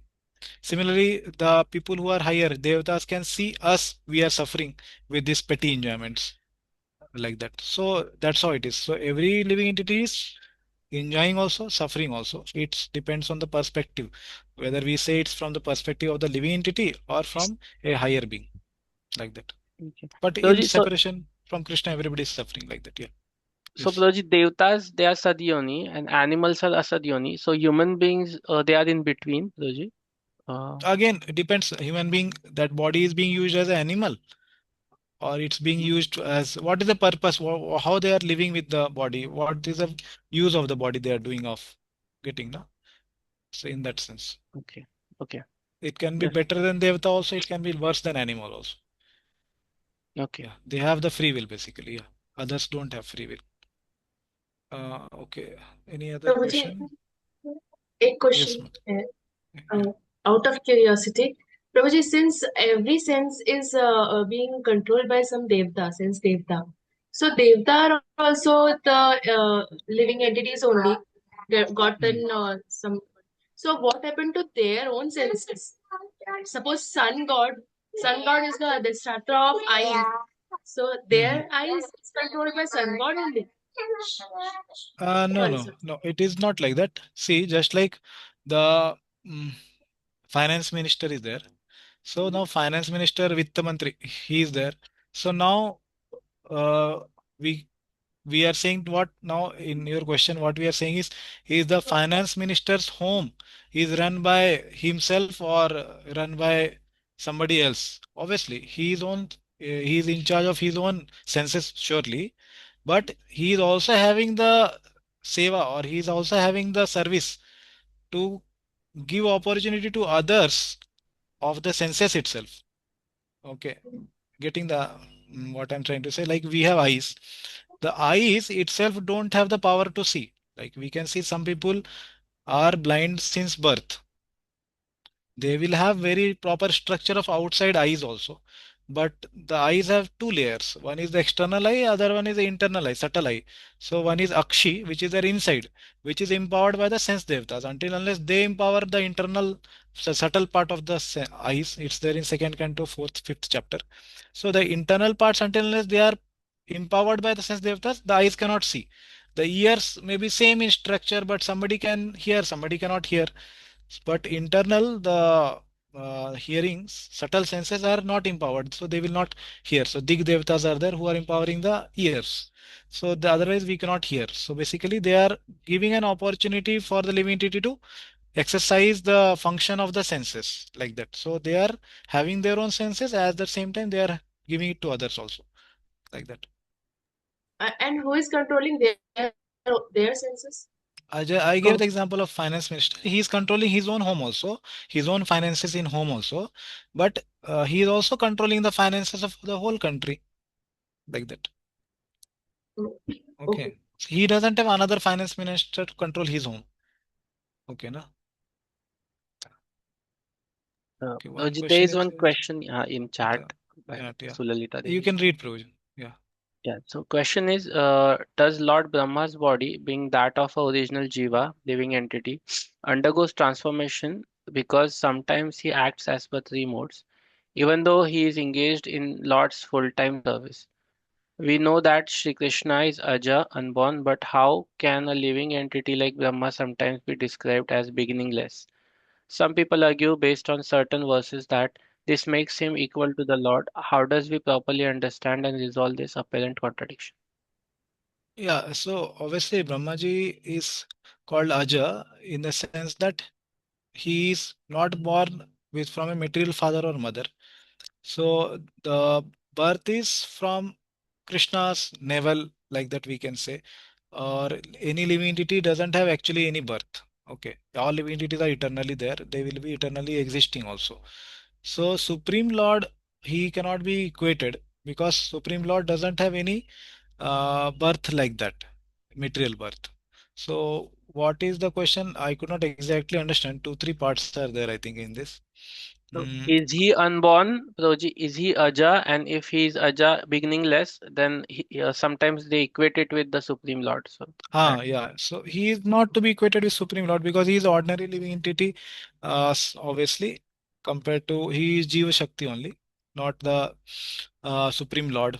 Because he is also under the control of Supreme Lord. He is also following the direction of Supreme Lord. So he is doing a part of the service that is for creation. So in that sense, he is not equal. Yeah. So he is called Aja. Why? Because he is not having a material father like that or mother. So yeah, so that second part is there. Anything first part, does Lord Brahma's body being that of an original Jiva undergo transformation? Yeah, it undergoes transformation. He also has life of 100 years, but he will not have like the old age like that, like what we have, or disease what we have. All transformations may not be there, but birth and death is there. Okay, so in the top four, Tapa, Loka, and above, till Satya Loka, there is all things are not there. Okay, Janma, Mrityu, Jara, Vyadhi, all four are not there. Okay, but there will be birth, there will be death. Okay, Jara and Vyadhi are not there. The old age and disease. Okay, okay. So hope that is answered. Yeah. So we'll pause here for today. Okay. So it is 10 minutes late. So thank you very much for joining and coming for the discussion today. Tomorrow we'll meet same time 11:30 and continue this chapter, and hopefully we'll try to complete this chapter. And we'll see 35th verses, 35 verses are there. We'll try to complete this. Srila Prabhupada ki jai, Srimad Bhagavad Gita ki jai. Hare Krishna. Thank you, Prabhuji. Thank you. Thank you so much, Prabhuji. Hare Krishna. Thank you, Prabhuji. Hare Krishna.